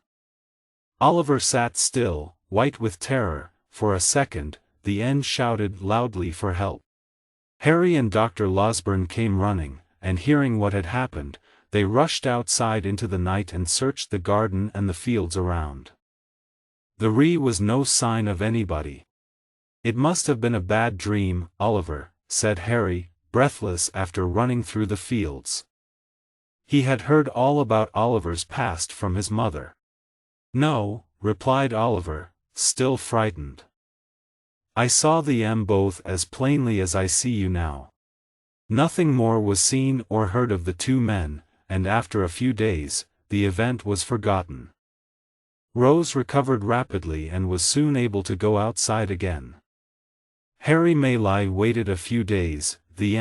As his mother had expected, he asked Rose to marry him. And as his mother had warned him, Rose refused. "Don't you love me?" he asked her, holding her hand. "I do," she whispered, "but please try to forget me. It would ruin your future as a politician if anybody found out about my birth. I could never forgive myself." Harry paused for a few minutes. "Tell me one thing, dear Rose. Could you have accepted if your past had been different? Or if I had been poor and friendless, with no hope of riches or success? I could, answered Rose, covering her face to hide her tears. But as you are, I can never be more than a friend to you. I shall ask you once more, said Harry softly. In a year's time or less, I shall ask you to change your mind. The girl shook her head and smiled sadly. No, it will be useless. Harry left the next day, having asked Oliver to write to him secretly with news of his mother and Rose. From an upstairs window, Rose watched him leave with tears in her eyes. Mr. Bumble was now a married man, and not a happy one. He was no longer a beadle but the manager of the workhouse, and his wife, formerly Mrs. Corney, scolded and argued with him day and night. One evening, after a particularly violent fight, when she threw things at him and chased him out of the house, he went for a walk alone through the town. He felt very sorry for himself, and finally went into a pub to find comfort in gin and water. A tall dark man, sitting in the corner, watched Mr. Bumble while he drank. The stranger's clothes were dusty and muddy, as if he had traveled a long way. Mr. Bumble began to feel uncomfortable at the man's hard stare, and tried to avoid meeting his eyes. I've seen you before, the stranger said, eventually. You were the beadle here. I was. But I don't recognize you. It doesn't matter. I came here to look for you, and I'm lucky to have found you.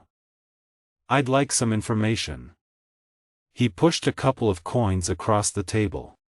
What information? Asked Mr. Bumble suspiciously, slipping the coins into his pocket. About a workhouse berth. A boy called Oliver Twist. Young Twist. I remember him. He was a dreadful. It's not him I want to talk about, interrupted the stranger. I've heard enough of him. It's the old woman who was the nurse for his mother. Where is she? Oh, she died last winter, said Mr. Bumble. He remembered that his wife had been the Ree when old Sally had died, and he realized that this information might be worth something. He told the man that one woman had been with the nurse when she died, and had heard some secret from her. Where can I find this woman? The stranger asked quickly, showing in his pale face how important this was to him. I can bring her to meet you tomorrow, said Mr. Bumble. All right, down by the river, at 9 in the evening. The man wrote the address on a piece of paper. And your name? Asked Mr. Bumble. Monks, replied the stranger, but you don't need to remember it. He quickly left the pub. The next evening was dark and cloudy, a storm threatened and already the first drops of rain were falling. Mr. and Mrs. Bumble walked up the main street of the town, turned towards a group of ruined old houses next to the river. Mr. Bumble went first, carrying a dim light, and his wife followed closely behind. At the oldest and most ruined building, they stopped and Mr. Bumble took out his piece of paper. The first distant crash of thunder shook the air, and the rain began to pour down heavily. They heard Monks calling out of an upstairs window. Is that the man? Mrs. Bumble asked her husband. Yes. Be careful to say as little as you can. Don't tell him I'm your wife. Monks opened a small door, saying impatiently, Come in. Don't keep me waiting. Mr. Bumble was only brave when dealing with poor, helpless people. He felt very uneasy about entering this dark building with an ill-tempered stranger. However, he was equally afraid of his wife. Nervously, he followed her through the door. Inside, Monk stared at Mrs. Bumble for some time. So this is the woman, is it? Yes, replied Mr. Bumble cautiously. As they walked upstairs, there was a bright flash of lightning outside, followed by loud thunder. They sat down at the table and Monks started immediately. So you were present when the old woman died, is that right? And she told you something? He stared at Mrs. Bumble again. Yes, said Mrs. Bumble. Something about the mother of Oliver Twist. But first, how much will you pay me for the information? If it's what I want to hear, £25, said Monks. But it's a lot of money for something which has been lying dead for 12 years. Reluctantly, he pushed the money across the table towards her, the end bent forward to listen. The faces of the three nearly touched, as the two men leant over the table to hear what the woman had to say, and the woman leant over towards the M so that they could hear her whisper. In the dim lamplight their faces looked pale and ghostly. The old woman who was the nurse died with only me in the room, said Mrs. Bumble. No one else was the asked Monks fiercely. No one. Good, said Monks. Go on. She spoke about a young woman who had given birth in the same bed some years before. The child was Oliver Twist. And this nurse had robbed the child's mother. Robbed in life? Asked Monks. In death. She stole from the body when it was hardly cold. But the old woman fell back and died before she could tell memoir. It's a lie, shouted Monks furiously. You know more. I'll kill you both if you don't tell me what else she said. She said no more, repeated Mrs. Bumble calmly, showing, unlike Mr. Bumble, no fear of the strange man's violence. But in her hand I found a piece of dirty paper. Which contained nothing. It was only a receipt from a pawnbroker. I went to the pawnbroker and got back a little gold locket. Inside was a gold wedding ring and on the locket itself the name. Agnes. She put the locket on the table in front of Monks. He picked it up immediately and looked at it closely, his hand shaking. Is this all? It is. And now I want to ask you a question. What do you intend to do with the locket? This. So it can never be used against me. Monks suddenly pushed the table to one side and opened a small door in the floor. Down below rushed the river, its muddy waters swollen by the heavy rain. If you threw a man's body down the river, where would it be tomorrow? Asked Monks. 12 miles down the river and cut to pieces, replied Mr. Bumble in a shaky voice. Monks tied the locket to a heavy weight and dropped it into the water. In a second it was gone. The three of them looked into each other's faces and seemed to breathe more freely. Now we have nothing more to say, said Monks with a threatening look at Mr. Bumble. And nothing to say to anyone else either. Do you understand? Certainly, said Mr. Bumble very politely. He moved away from the strange man, anxious to leave quickly. At the door to the street, Monks turned again to Mr. Bumble. And if we ever meet again, we don't know each other. Do you understand that as well? Perfectly, said the relieved Mr. Bumble, moving away into the rain and pulling his wife with him. 11. Nancy makes a visit. On the evening after the Bumble's little business meeting, Mr. Bill Sikes, waking from a sleep, called out to ask the time. The room he was lying in was very small and dirty. It was a different room from the one he had occupied before the Chertsey expedition, but it was in the same poor part of London. There were so few possessions or comforts in the room that it was clear Mr. Sikes had met hard times. He himself was thin and pale from illness and was lying on the bed wrapped in an old coat. The white dog lay on the floor next to him.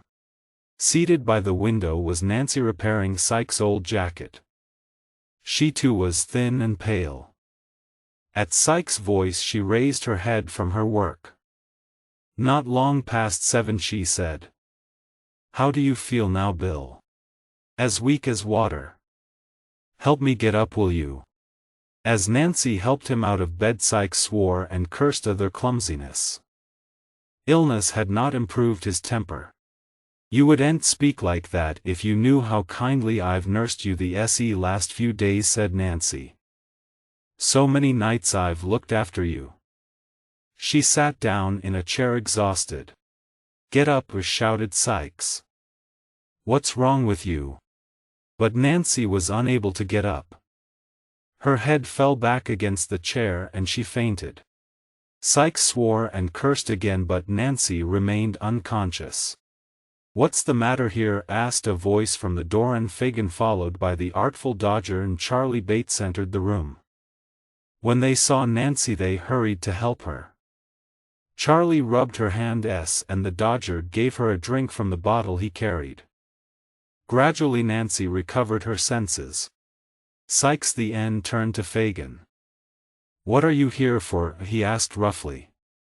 You haven't been here for weeks, all the time I was ill. I haven't 2 coins to rub together. Why didn't you help me? You treat me worse than a dog. Don't be bad-tempered, my dear, said Fagin calmly. I haven't forgotten you, Bill. Well, what about some money then? I've done enough work for you recently. What about some money? I haven't a single coin with me, my dear, said Fagin. The N, go and get some. You've got lots at home. No, I don't trust you. Nancy can go back with you to your house and fetch some money. I'll stay here and sleep. After a good deal of arguing, Fagin managed to reduce the amount Sykes was demanding from £5 to £3. He went back to his house with Nancy and the boys. When they were inside, Fagin told the girl, I'll just go upstairs and fetch the cash for Bill, my dear. There's little money in this business, Nancy, little money and no thanks, but I'm fond of seeing the young people around me. Suddenly there was a man's voice at the front door. As soon as Nancy heard it she sat up in her chair. That's the man I was expecting earlier, said Fagin. Don't worry. He'll only be 10 minutes. The man entered the room. It was Monks. When he saw Nancy he moved back as if he had expected no one but Fagin. It's all right, only one of my young people, Fagin said to him. Did you see him? Yes, answered Monks. Any news? Good news, said Monks with a smile. Let me have a word with you. He and Fagin went upstairs to talk privately. As soon as they had left the room, Nancy took off her shoes and crept silently up the stairs to listen in the passage as she had done once before. She was gone for a quarter of an hour, then like a ghost she reappeared in the downstairs room and sat down. Immediately afterwards the 2 men descended the stairs. How pale you are, Nancy, said Fagin once Monks had left the house. What have you been doing to yourself? Nothing, except waiting here for you too long, she answered, turning her face away from him. Now where's the money for Bill? With a sigh, for every piece of money Fagin put the agreed amount into her hand. When Nancy was out in the street again she sat down on a doorstep and for a few minutes seemed unable to move. The end she started running wildly through the streets, and when she was exhausted she stopped and burst into tears. This strange mood seemed to leave her and she turned and hurried back to Sykes' house. At first when she returned Sykes noticed nothing unusual about her. Fagin with his sharp suspicious eyes would have noticed something at once. But as night came the girl's nervous excitement increased, and even Sykes was alarmed by the paleness in her cheeks and the fire in her eye. He lay in bed drinking hot gin and water and staring at her. You look like a corpse that's come back to life again. What's the matter with you tonight? Nothing. Why are you staring at me so hard? Either you've caught the fever yourself or no, you're not going to. You wouldn't do that. Do what? Asked the girl. There's not a girl alive as loyal as you.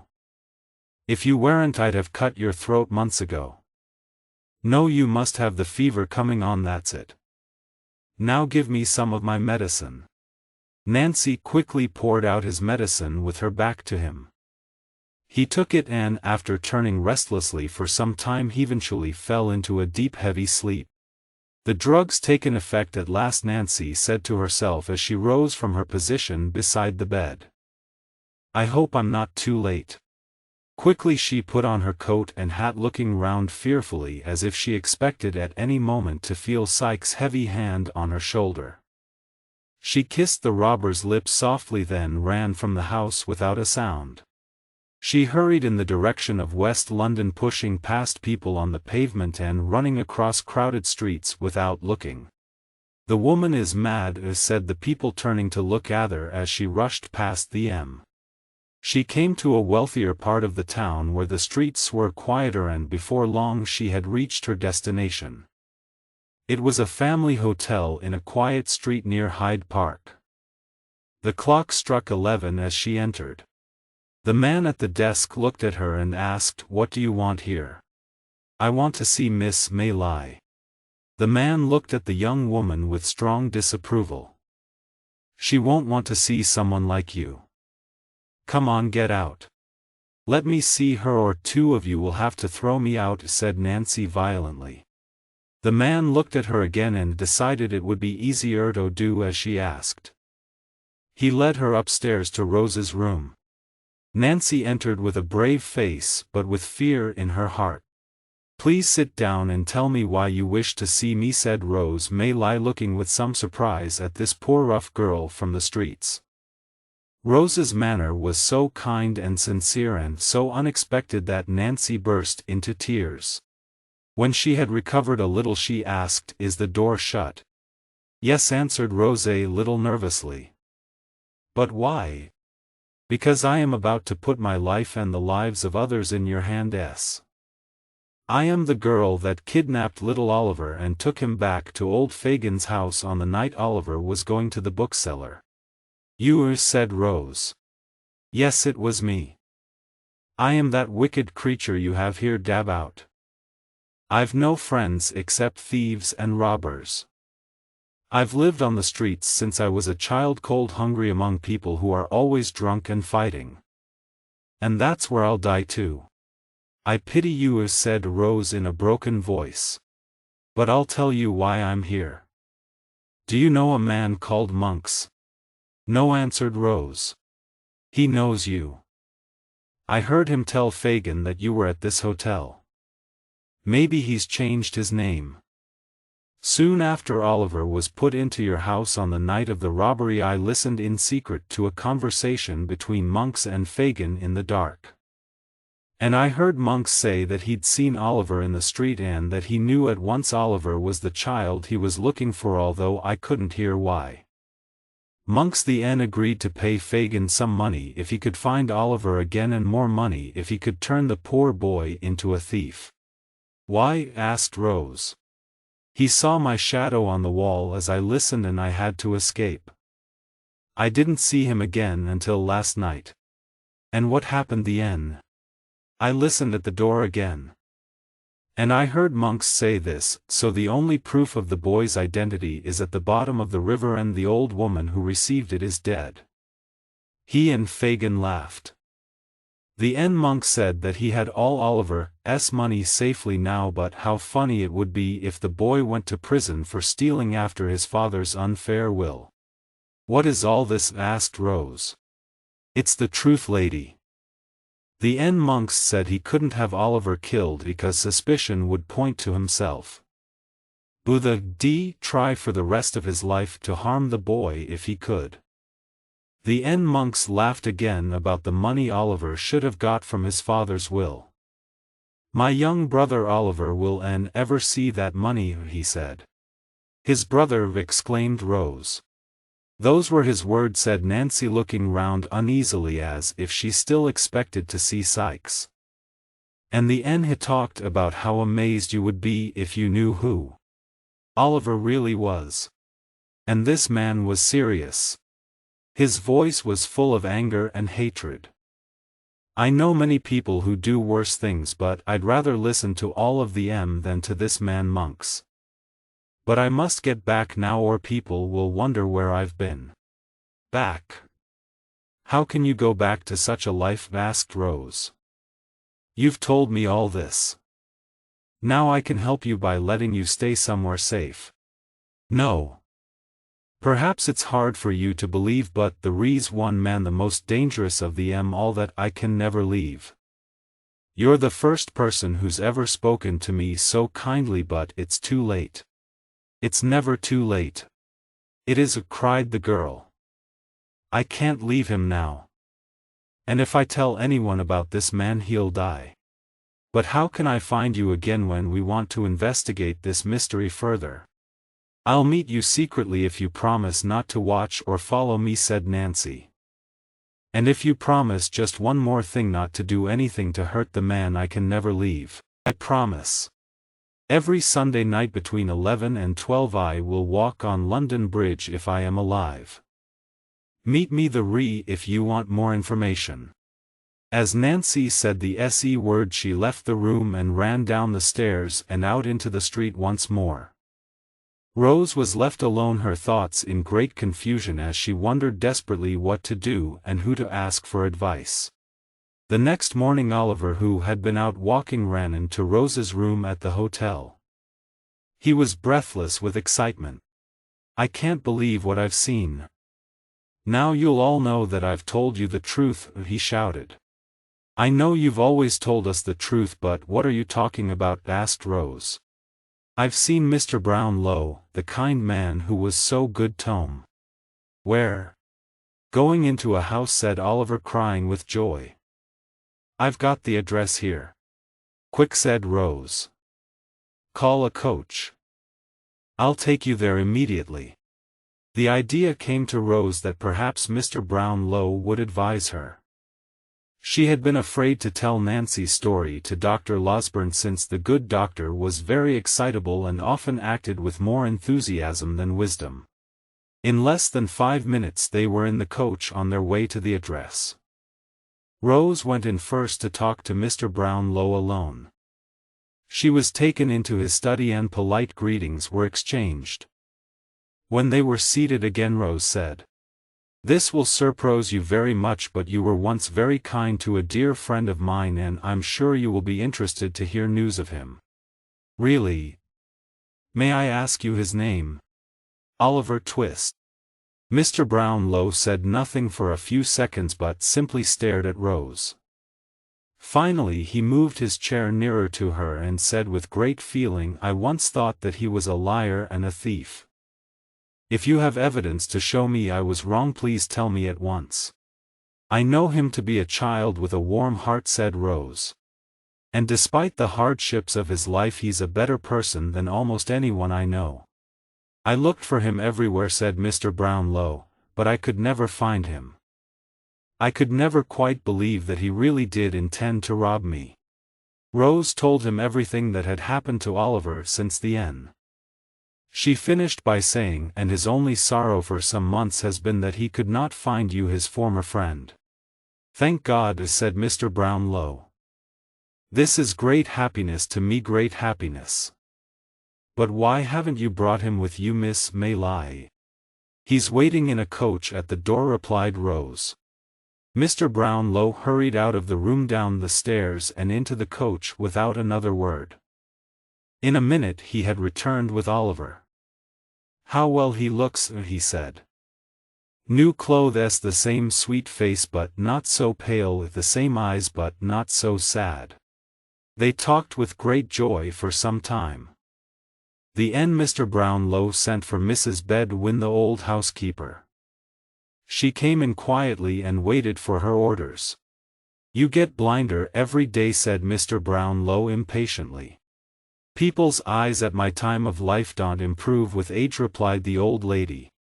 "The N, put on your glasses."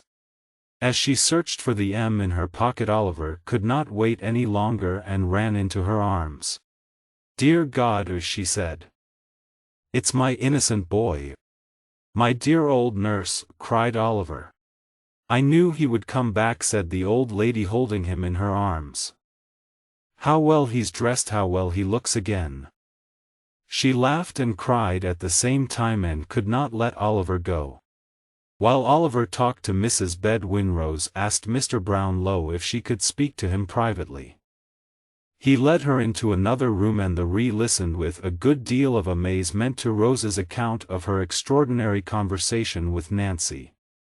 Between them they decided that Mrs. Maylie and Dr. Losberne should be told and that Mr. Brownlow would come to the hotel that evening for a discussion. For the moment nothing would be said to Oliver himself. That evening at the hotel Oliver's four friends met as arranged. Dr. Losberne of course was full of immediate plans to rush round London arresting all the gang and hanging them at once. Mr. Brownlow, fortunately, was able to persuade him to abandon this wild idea. What's to be done?" cried the doctor impatiently. "First," said Mr. Brownlow calmly, "we must discover who he inheritance that should have been his." Yes, said the doctor nodding in agreement. "But how shall we achieve the aims?" "We must find this man Monk," said Mr. Brownlow. "Nancy will not betray the man who is special to her, but she will surely agree to tell us how or where to find Monks. Then we must find a way to force Monks to talk. We must be both cautious and clever. After all, we have no proof against him, and if we cannot make him talk, this mystery will never be solved. But we'll have to wait 5 days until Sunday before we can meet Nancy on London Bridge. Until then we can do nothing. 12. Nancy keeps an appointment. On exactly the same night as Nancy had met Rose Maylie, 2 people from Oliver's hometown were making their way towards London. Their progress was slow since they travelled on foot, and in addition the girl was carrying a heavy bag on her back. The young man carried nothing. From time to time he turned to shout at the girl behind him. "Hurry up! What a lazy creature you are, Charlotte! I'll come and give you a kick if you don't move faster." The young man was Noah Claypole, who had made Oliver's life so miserable at Mr. Sowerberry's house. He was now taller and uglier, but otherwise little changed. He and Charlotte had grown tired of the undertaking business and had set off to London to start a new life with all the money from Mr. Sowerberry's shop in their pockets. Eventually they entered London, and Noah began to look for a quiet, cheap pub where they could spend the night. Charlotte followed obediently at his heels as they walked through a district of narrow, dirty streets. At last Noah found a pub that he thought was suitable. It was dark and dirty, with a few rough-looking men in the bar. They entered and asked for a room for the night and a meal of cold meat and beer, which they ate in the bar.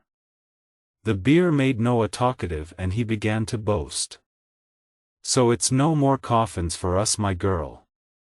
We can do better than just robbing Mr. Sowerberry. In London there are pockets, houses, coaches, even banks. I like the sound of it, Noah, but how are we going to do all this?" asked Charlotte. "We can meet people who know about the things. I'd like to be the leader of some gang if there's a good profit to be made in that kind of work." Noah felt very pleased with himself and looked forward to an easy life of crime in the capital. They talked about their plans for a few minutes. A stranger who had been sitting unseen round the corner came up to them. The stranger was Fagin. He greeted them in a very friendly and cheerful way, sat down with them, and immediately ordered more beer for Noah. "That's good beer," said Noah, already a little drunk. He thanked the stranger for the drink. "Expensive too," said Fagin. "If you drink that every day, my dear, you'll need to empty pockets, houses, coaches, even banks." When he heard his own words repeated, Noah went pale with terror. The stranger must have heard everything, even how they had robbed Mr. Sowerberry. "Don't worry," laughed Fagin, pulling his chair closer. "You're lucky it was only me who heard you." "I didn't take it," said Noah quickly. "It was the woman who did it." "It doesn't matter who did it, my dear," replied Fagin, looking quickly at Charlotte. "Because I'm in that business myself. And the people in my house as well. I can introduce you to the right people if you're interested. You both look like good workers." Charlotte and Noah felt a mixture of fear and pleasure. "What would you want me to do?" asked Noah. "Something light if possible," he added. "What about spying on people?" asked Fagin. "Or robbing young children who are going shopping for their mothers?" "That's light work and easy." Noah laughed. "That sounds like just the thing for me. And what will I earn for this work?" "You can live free in my house and give me half of what you earn." After further discussion and the transfer of Mr. Sower Berry's money from Noah's pocket to Fagin's, agreement was reached. The next day Noah and Charlotte went to live in Fagin's house and began to be instructed in their new profession. Although training and experience had made Nancy an expert liar, she could not completely hide the fear in her mind. She knew she had taken an enormous risk in going to see Rosemary lie. If Fagin or Sykes ever found out, but she pushed the fears away. She was determined to keep her promise to Rose May lie and meet her as arranged. On the first Sunday night after her meeting with Rose, she was in Sykes' room when the clock struck 11. Fagin was discussing some business with Sykes. Nancy stood up and put on her coat. Sykes watched her surprised. "Nancy, where are you going at this time of night?" "Not far." "What kind of answer is that?" "Where are you going?" "I don't know," replied the girl. I do." "Nowhere." "Sit down." "I'm not well. I want a breath of air." Sykes got up and locked the door. "Let me go," said the girl with great force. "Just for 1 hour, let me go." Sykes seized her arms roughly. "The girl's gone mad." Nancy fought wildly and Sykes had to hold her down in a chair. She continued to scream and fight until midnight, when exhausted and tearful she stopped struggling. She went into another room and threw herself on a bed. "She's a strange girl," Sykes said to Fagin, shaking his head. "Why did she suddenly decide to go out tonight? It hot that after all the years I'd finally tamed her. She must be ill, perhaps she's still got a bit of fever." "That must be it," said Fagin, nodding thoughtfully. As he walked home, Fagin's eyes were sharp with suspicion. He had suspected for a while that Nancy had become tired of Bill Sykes' brutality and violence, and that she had found a new friend to take his place. Her manner was different, she often left home alone and she seemed less interested in the gang. And tonight her desperate impatience to go out at a particular hour, he was certain he was right. He began to make plans. First he wanted to know who Nancy's new friend was. He could make him a valuable new member of the gang with Nancy as his assistant. But there was another darker reason. Fagin too had become tired of Sykes. Sykes knew too many dangerous secrets about Fagin himself. Fagin distrusted everybody, but he hated and distrusted Sykes most of all. It would be very convenient if Sykes could be removed. With a little persuasion, Fagin thought, perhaps the girl would poison Sykes. Suddenly his eyes narrowed in delight. "Yes. First I must have her watched and find out who her new man is. I shall threaten to tell Sykes everything. She knows that neither she nor her new man will ever be safe from Sykes' violent jealousy.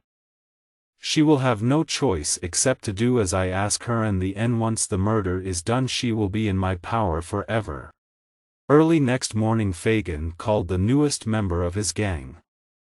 Noah was doing very well. He had already brought home quite a lot of money. He had found that robbing small children was indeed light, easy work, and he was proud of his success. "I have another job for you now," Fagin told him. "It needs great care and secrecy. I want you to follow a woman. I want to know where she goes, who she sees, and if possible what she says. I will pay you £1 for this information." Noah's eyes were wide with greed. "I'm the right man for this job." Who is she? One of us. What? You don't trust her then? Exactly so, my dear. Exactly so, smiled Fagin. The following Sunday, soon after 11 o'clock, a woman walked quickly through the dark streets towards London on Bridge. A mist hung over the river and the buildings on the far bank could hardly be seen.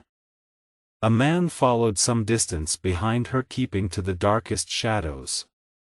It was a cold, damp night, and there were very few people on the streets at this late hour. When the woman reached the center of the bridge, she stopped and looked around anxiously. The man following her stopped too. The heavy bell of St. Paul's Cathedral rang out, announcing the death of another day. Just as it finished, a gray-haired man and a young woman got out of a coach and walked across the bridge. They met the woman, who took the down some steps leading to the river bank. They stood in deep shadow by the wall of the bridge. The man hurried down some other steps, crept up to the corner of the wall and listened. Nancy spoke first. "I'm so frightened tonight I can hardly breathe." "Frightened of what?" asked Mr. Brownlow. He seemed toppity her. "I wish I knew. Horrible thoughts of death and blood have been with me all day. I don't know why." "Speak to her kindly," said Rose to Mr. Brownlow. "Poor girl. She seems to need it." "I couldn't come last Sunday," continued the girl. "I was kept in by force. But tonight he'll be out all night until daylight. Now, before I tell Ro anything else, I must tell you that I don't want Fagin or any of the other members of the gang to be handed to the police." "Why not?" "Because I couldn't betray the M. They've been loyal to me, and I'll stay loyal to the M. The N. Just tell us how we can get Monks, and I promise one of your friends will be harmed," said Mr. Brownlow. "And Monks will never know how you found out about him?" she asked. "We promise," said Rose gently. Nancy the N told the M in so low a voice that the listener round the corner could hardly hear her, where Monks often went for a drink and what he looked like. She finished by saying, "On his throat high up the is a bright red mark." Asked Mr. Brownlow. "Do you know him?" asked Nancy in surprise. "I think I do." Mr. Brownlow murmured to himself, "It must be him." The N more loudly he said to Nancy, "Thank you for everything you've told us. But now how can you go back to the SE people? Come with us now tonight. We can arrange for you to be hidden from the M all forever if you want us to." The girl shook her head. "I'm chained to him bad as they are. I've gone too far to change my life now." She looked nervously over her shoulder. "I can feel those dreadful terrors again, visions of blood and death. I must go home." Mr. Brownlow and Rose could not persuade her to change her mind. Sadly, they turned to leave, and when they had gone, Nancy fell to the ground in a storm of tears. Meanwhile, Noah Claypole, amazed by all that he had heard, crept up the steps and ran for Fagin's house as fast as his legs could carry him. Some hours later, nearly 2 hours before dawn, Noah lay asleep in Fagin's house. But Fagin sat silently by a dead fire, staring at the flame of a candle on the table beside him. With his pale, wrinkled face and his red, staring eyes, he looked like a devil out of hell. Hatred ran like poison through his every thought. Hatred for the girl who had dared to talk to strangers, who had ruined his plan to get rid of Sykes. He did not believe her promise not to betray him, and he feared that he would now be caught and hung. Just before dawn, Sykes entered the room carrying a bundle which contained the results of his night's work. Fagin took what Sykes gave him and stared at the robber for a long time without speaking. "Why are you looking at me like that?" asked Sykes, uneasy at the old man's strange expression. Fagin raised his hand, but his passion was so great that he could not speak. "Say something, will you?" shouted Sykes, placing his huge hand on Fagin's collar and shaking him in his anger and fear. Open your mouth and say what you've got to say. Eventually Fagin found his voice. Bill, what would you do if one of the gang went out at night and told someone all about us and what we'd done? What would you do to him? I'd smash his head into little pieces, said the robber, swearing violently. And what if it was me who knows so much about all office and could put us all in prison and get us all hanged, whispered Fagin, his eyes flashing with hate. I'd beat your brains out in public. Even in the law court I'd run over and kill you with my bare hand, said Sykes, showing his teeth in his anger. I don't care who it was, that's what I'd do. Fagin woke Noah. Tell Bill what you told me, what you saw, what she did. Tell him. Noah rubbed the sleep from his eyes and told Sykes everything, his face white with passion. Sykes listened to the end, swearing furiously. He rushed from the room and down the stairs. Bill! Fagin called after him. You won't be too violent. Sykes made no reply, but pulling open the door ran out into the silent streets. He did not turn his head to right or left, but looked straight in front of him with wild determination. He ran at great speed, his eyes on fire, his teeth tight together, and did not pause until he reached his own door. He ran up to his room, entered and locked the door, put a table against it. Woke Nancy. Bill, she said, pleased to see him. But when she saw his expression, the color went out of her face. What's the matter? She said in alarm. You know what? Sykes took out his gun, but realizing even in his madness that a shot might be heard, he beat her twice across the face with it as hard as he could. She fell with low cry of pain and terror, almost blinded by the blood that flowed from the cut on her forehead. The murderer staggered to a corner, seized a heavy stick and struck her down. 13. The end of the gang. The sun burst upon the crowded city in all its brightness. It lit up every corner of London, the great houses of the rich and the miserable homes of the poor. It shone everywhere, even into the room where the murdered woman lay. The horror of that scene was even more dreadful in the clear morning light. Sykes sat unable to move, looking at the body. He had thrown the blood-covered stick into the fire, washed himself and his clothes. He had cut out the bits of his clothes that were stained and burnt them too, but the were still bloodstains all over the floor. Even the dog's feet were bloody. Finally he forced himself to leave the room, pulling the dog out with him and locking the door behind him. He walked rapidly northwards Highgate on to Hampstead. On the open land of Hampstead Heath, away from people and houses, he found a place in a field where he could sleep without being disturbed. But before long he was up again and running. This time Heron back towards London for a while. He turned and went north again, sometimes walking, sometimes running, with no clear purpose in his mind. Eventually he felt hungry and changed direction towards Hendon, a quiet place away from the crowds where he could buy food. But even the children and chickens seemed to look at him with suspicion. So he turned back towards Hampstead Heath again without having eaten, uncertain where to go. At last he turned north again, his dog still running at his heels, and set off to a village just outside London.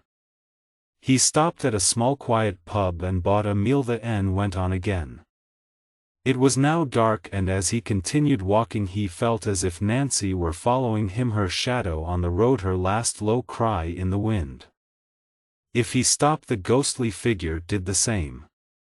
If he ran, it ran too, moving stiffly like a corpse. Sometimes he turned, determined to drive the ghost away, but his blood ran cold with terror. Every time he turned, the ghost turned too and was still behind him. Finally he found another field where he could hide. He lay down, unable to sleep, his mind filled with visions of the dead girl. Her wide dead eyes stared at him, watching him through a curtain of blood. Suddenly he heard shouting in the distance. He jumped to his feet and saw that the sky seemed on fire. Sheets of flame shot into the air, driving clouds of smoke in his direction. He heard an alarm bell and more shouts of fire. Running with his dog across the fields, he joined the crowds of men and women fighting the fire. He could forget his own terror in this new danger, and he worked all night with the crowd shouting, running and working together to stop the flames destroying more buildings. In the morning the mad excitement was over and the dreadful memory of his crime returned, more terrifying than ever. In desperation he decided to go back to London. At least there'll be somebody I can speak to, he thought to himself. And it's a better hiding place than out here in the country. I'll hide there for a week, get some money out of Fagin and escape to France. Suddenly he remembered the dog people would be looking for his dog as well as himself. He decided to drown the animal. But the dog smelt the man's fear and turned and ran away from him faster than it had ever run in its life. "You have a choice, Mr. Monk," said Mr. Brownlow. "You have been kidnapped and brought here to my house.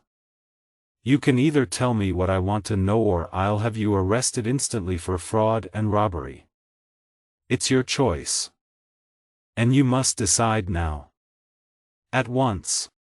Monks hesitated and looked at the old man, but Mr. Brownlow's expression was so serious and determined that the younger man realized it was pointless to protest.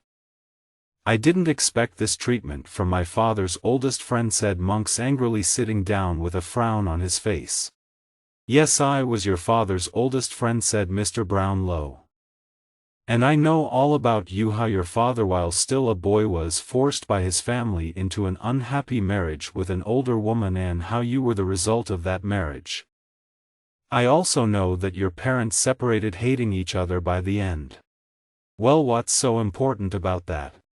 When they'd been separated for 10 years, said Mr. Brownlow, "your father met another family. There were 2 daughters, one 19 years old and the other only 2 or 3. Your father became engaged to the older daughter. At this point one of his rich relations died and left him a lot of money in his will. Your father had to travel to Italy to receive his inheritance, and while there, he became ill and died. Your mother, who was living with you in Paris, immediately rushed to Italy when she heard the news. As your father had made no will of his own, all the relations' money came to you and her." Monks listened with close attention, biting his lip and staring at the floor. "Before your father went to receive that money he came to see me," continued Mr. Brownlow slowly, his eyes fixed on Monk's face. "I never heard that before," said Monks, looking up suddenly, a suspicious expression on his face. "He left me a picture of the poor girl he wanted to marry. He talked wildly about shame and guilt and how he would give part of the money he'd inherited to his wife and to you, and use the rest to escape from England with the girl he loved. He refused to tell me any more details." Monks breathed more easily and even smiled. "But," said Mr. Brownlow, pulling his chair nearer to the other man, "by chance I was able to rescue your brother Oliver from a life of misery and—" "What?" cried Monks. Mr. Brownlow continued without a pause. "And when he was recovering from his sickness here in my house, I noticed how similar he looked to the girl's face in the picture. But he was taken away before I could discover his history, as you know very well." "You can't prove anything," said Monks. "I can. I heard that you were in the West Indies. I went there to try and find you, to see if you knew anything about Oliver, but you'd already left. I returned to London and was unable to find you until 2 hours ago. And now what? You can't prove that Oliver's my brother." Monks smiled unpleasantly. "I couldn't before," said Mr. Brownlow, standing up. "But now I can. There was a will, but your mother destroyed it. This will mention a child that would be born later. If this was Oliver, the child you met later by accident. You noticed his resemblance to your father and you became suspicious. You then went back to his birthplace, found proof of his birth and the fact that he's your half-brother, and destroyed that proof." Monks sat in silence, his eyes filled with fear. Yes, continued Mr. Brownlow fiercely, shadows on the wall have caught your whispers with Fagin and brought the M to my ear. For the sake of that innocent child whom you wanted to destroy. And now murder had been done and you are as guilty of that as if you had struck the blow yourself. No, no, said Monks quickly. I knew nothing of that. Nothing at all. He was silent for a while, realizing how much was known about him. Hatred and fear fought inside him, but he was a coward at heart. At last, seeing no escape, he raised his head. I will admit everything in front of witnesses if necessary. Mr. Brownlow nodded coldly. I will prepare a document for you to sign. You must give Oliver what is really his, and then you can go where you please. At that moment Dr. Losberne rushed into the room. The murderer will be taken tonight. His dog's been found. And Fagin? Asked Mr. Brownlow. They're sure of him. They may have him already. Mr. Brownlow turned back to Monks. Have you made up your mind? Yes, replied Monks. And you promise it'll remain a secret? No police or charges of fraud against me? Yes, said Mr. Brownlow. You have my promise. For now you must remain here locked in this room. I will come for you tomorrow evening and take you to sign a confession in front of witnesses. Mr. Brownlow then left the room with the doctor, and they eagerly discussed the news of the hunt for the criminals.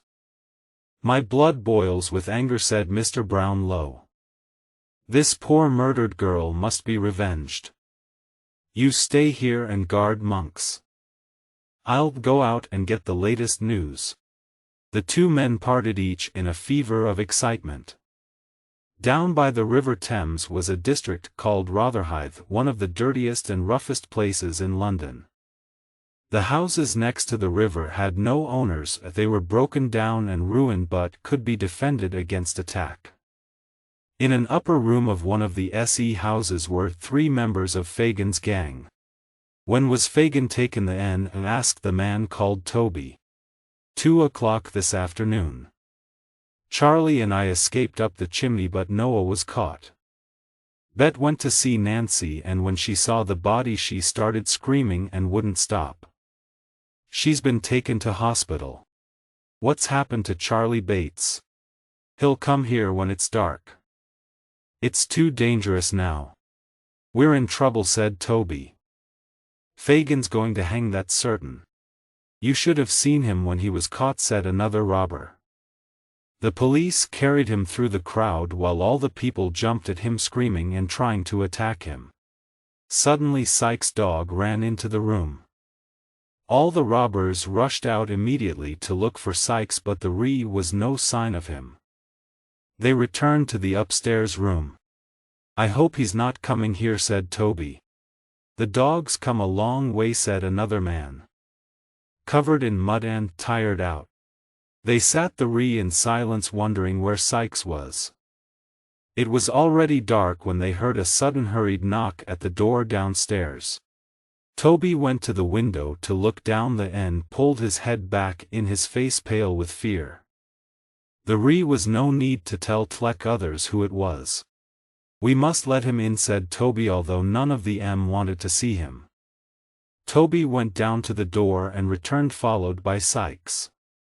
White-faced with a 3-day-old beard, hollow cheeks and staring eyes, Sykes looked like a ghost. No one said a word. Nothing to say to me?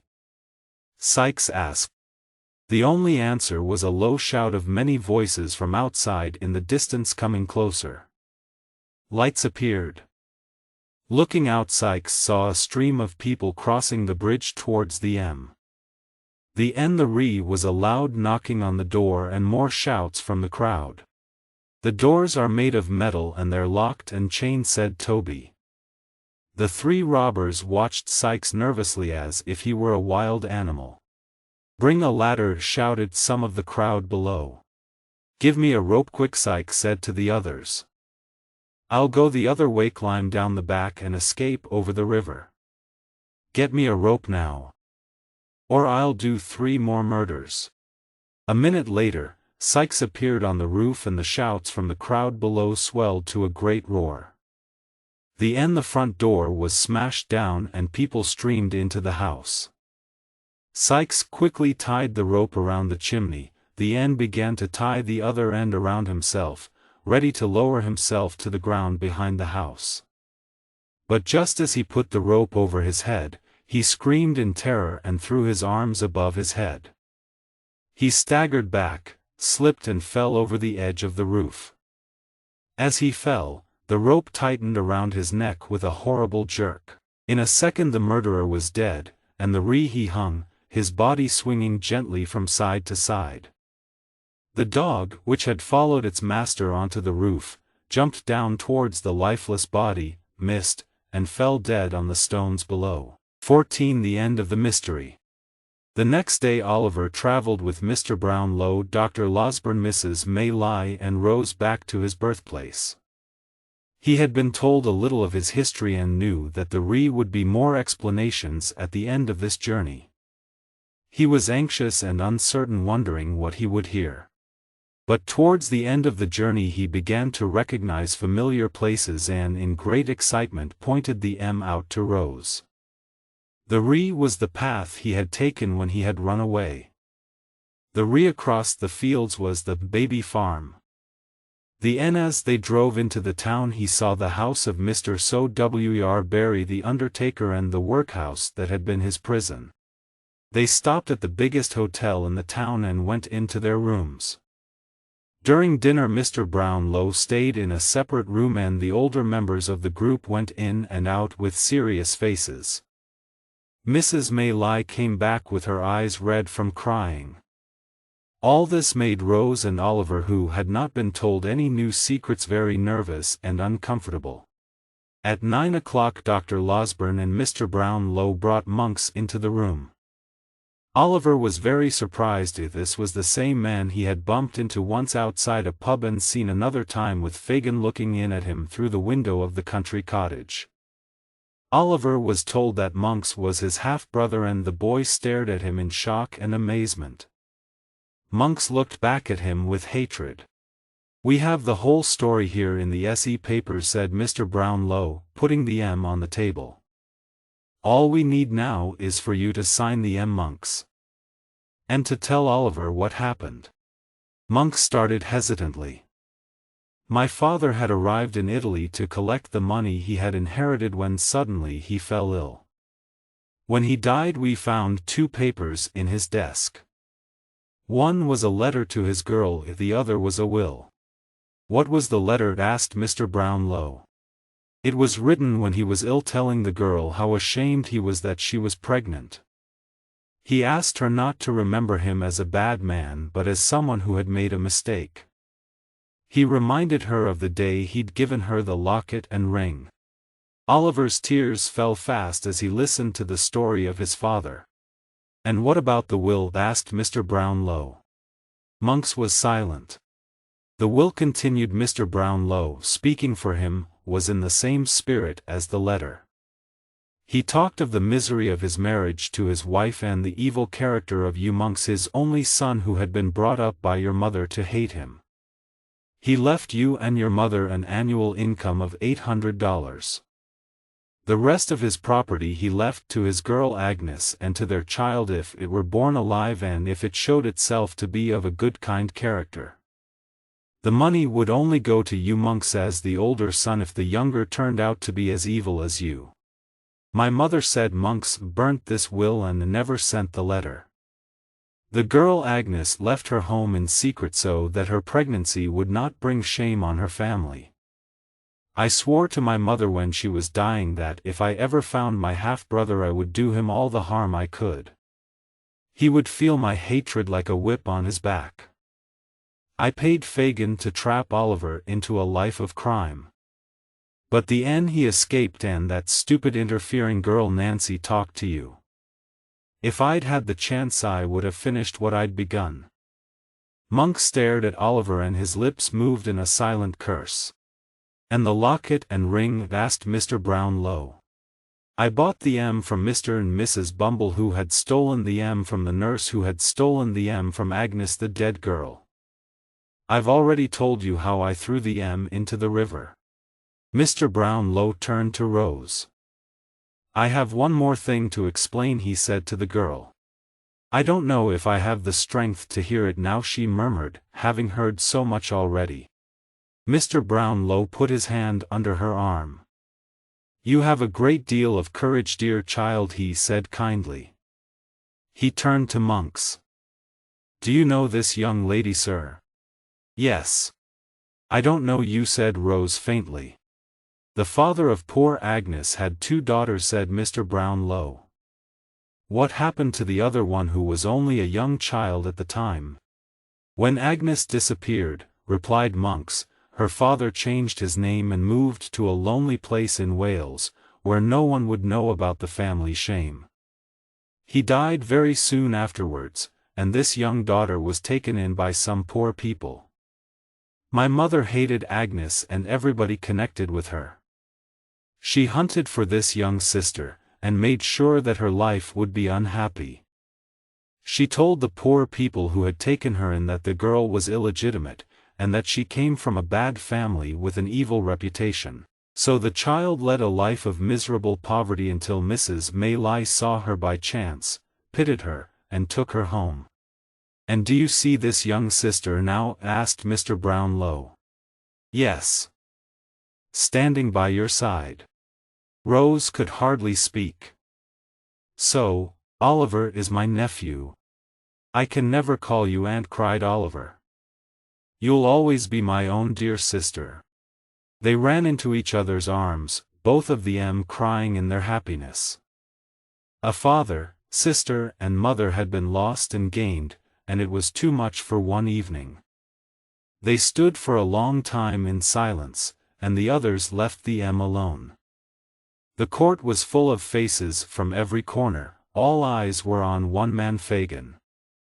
In front of him, behind, above, below, he seemed surrounded by staring eyes. Not one of the faces showed any sympathy towards him, all were determined that he should hang. At last, there was a cry of silence, and everyone looked towards the door. The jury returned, and passed close to Fagin. He could tell nothing from their faces, they could have been made of stone. The end was complete stillness, not a whisper, not a breath, guilty. The whole court rang with a great shout, echoing through all the rooms as the crowd ran out of the building to tell all the people waiting outside. The news was that he would die on Monday. Fagin thought of nothing but death that night. He began to remember all the people he had ever known who had been hung.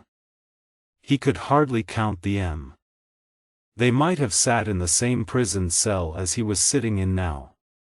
He thought about death by hanging, the rope, the cloth bag over the head, the sudden change from strong men to bundles of clothes hanging at the end of a rope. As his last night came, despair seized Fagin's evil soul. He could not sit still and hurried up and down his small cell, gasping with terror, his eyes flashing with hate and anger. Then he lay trembling on his stone bed and listened to the clock striking the hours. Where would he be when those hours came round again? In the middle of that Sunday night Mr. Brownlow and Oliver were allowed to enter the prison. Several strong doors were unlocked and eventually they entered Fagin's cell. The old robber was sitting on the bed whispering to himself, his face more like a trapped animal's than a human's. You have some papers, Fagin said Mr. Brownlow quietly, which were given to you by Monks to look after. It's a lie, replied Fagin, not looking at him. I haven't got any. For the love of God, said Mr. Brownlow very seriously, don't lie to us now on the night before your death. You know that Sykes is dead and Monks has confessed. Where are the papers? I'll tell you, Oliver, said Fagin. Come here.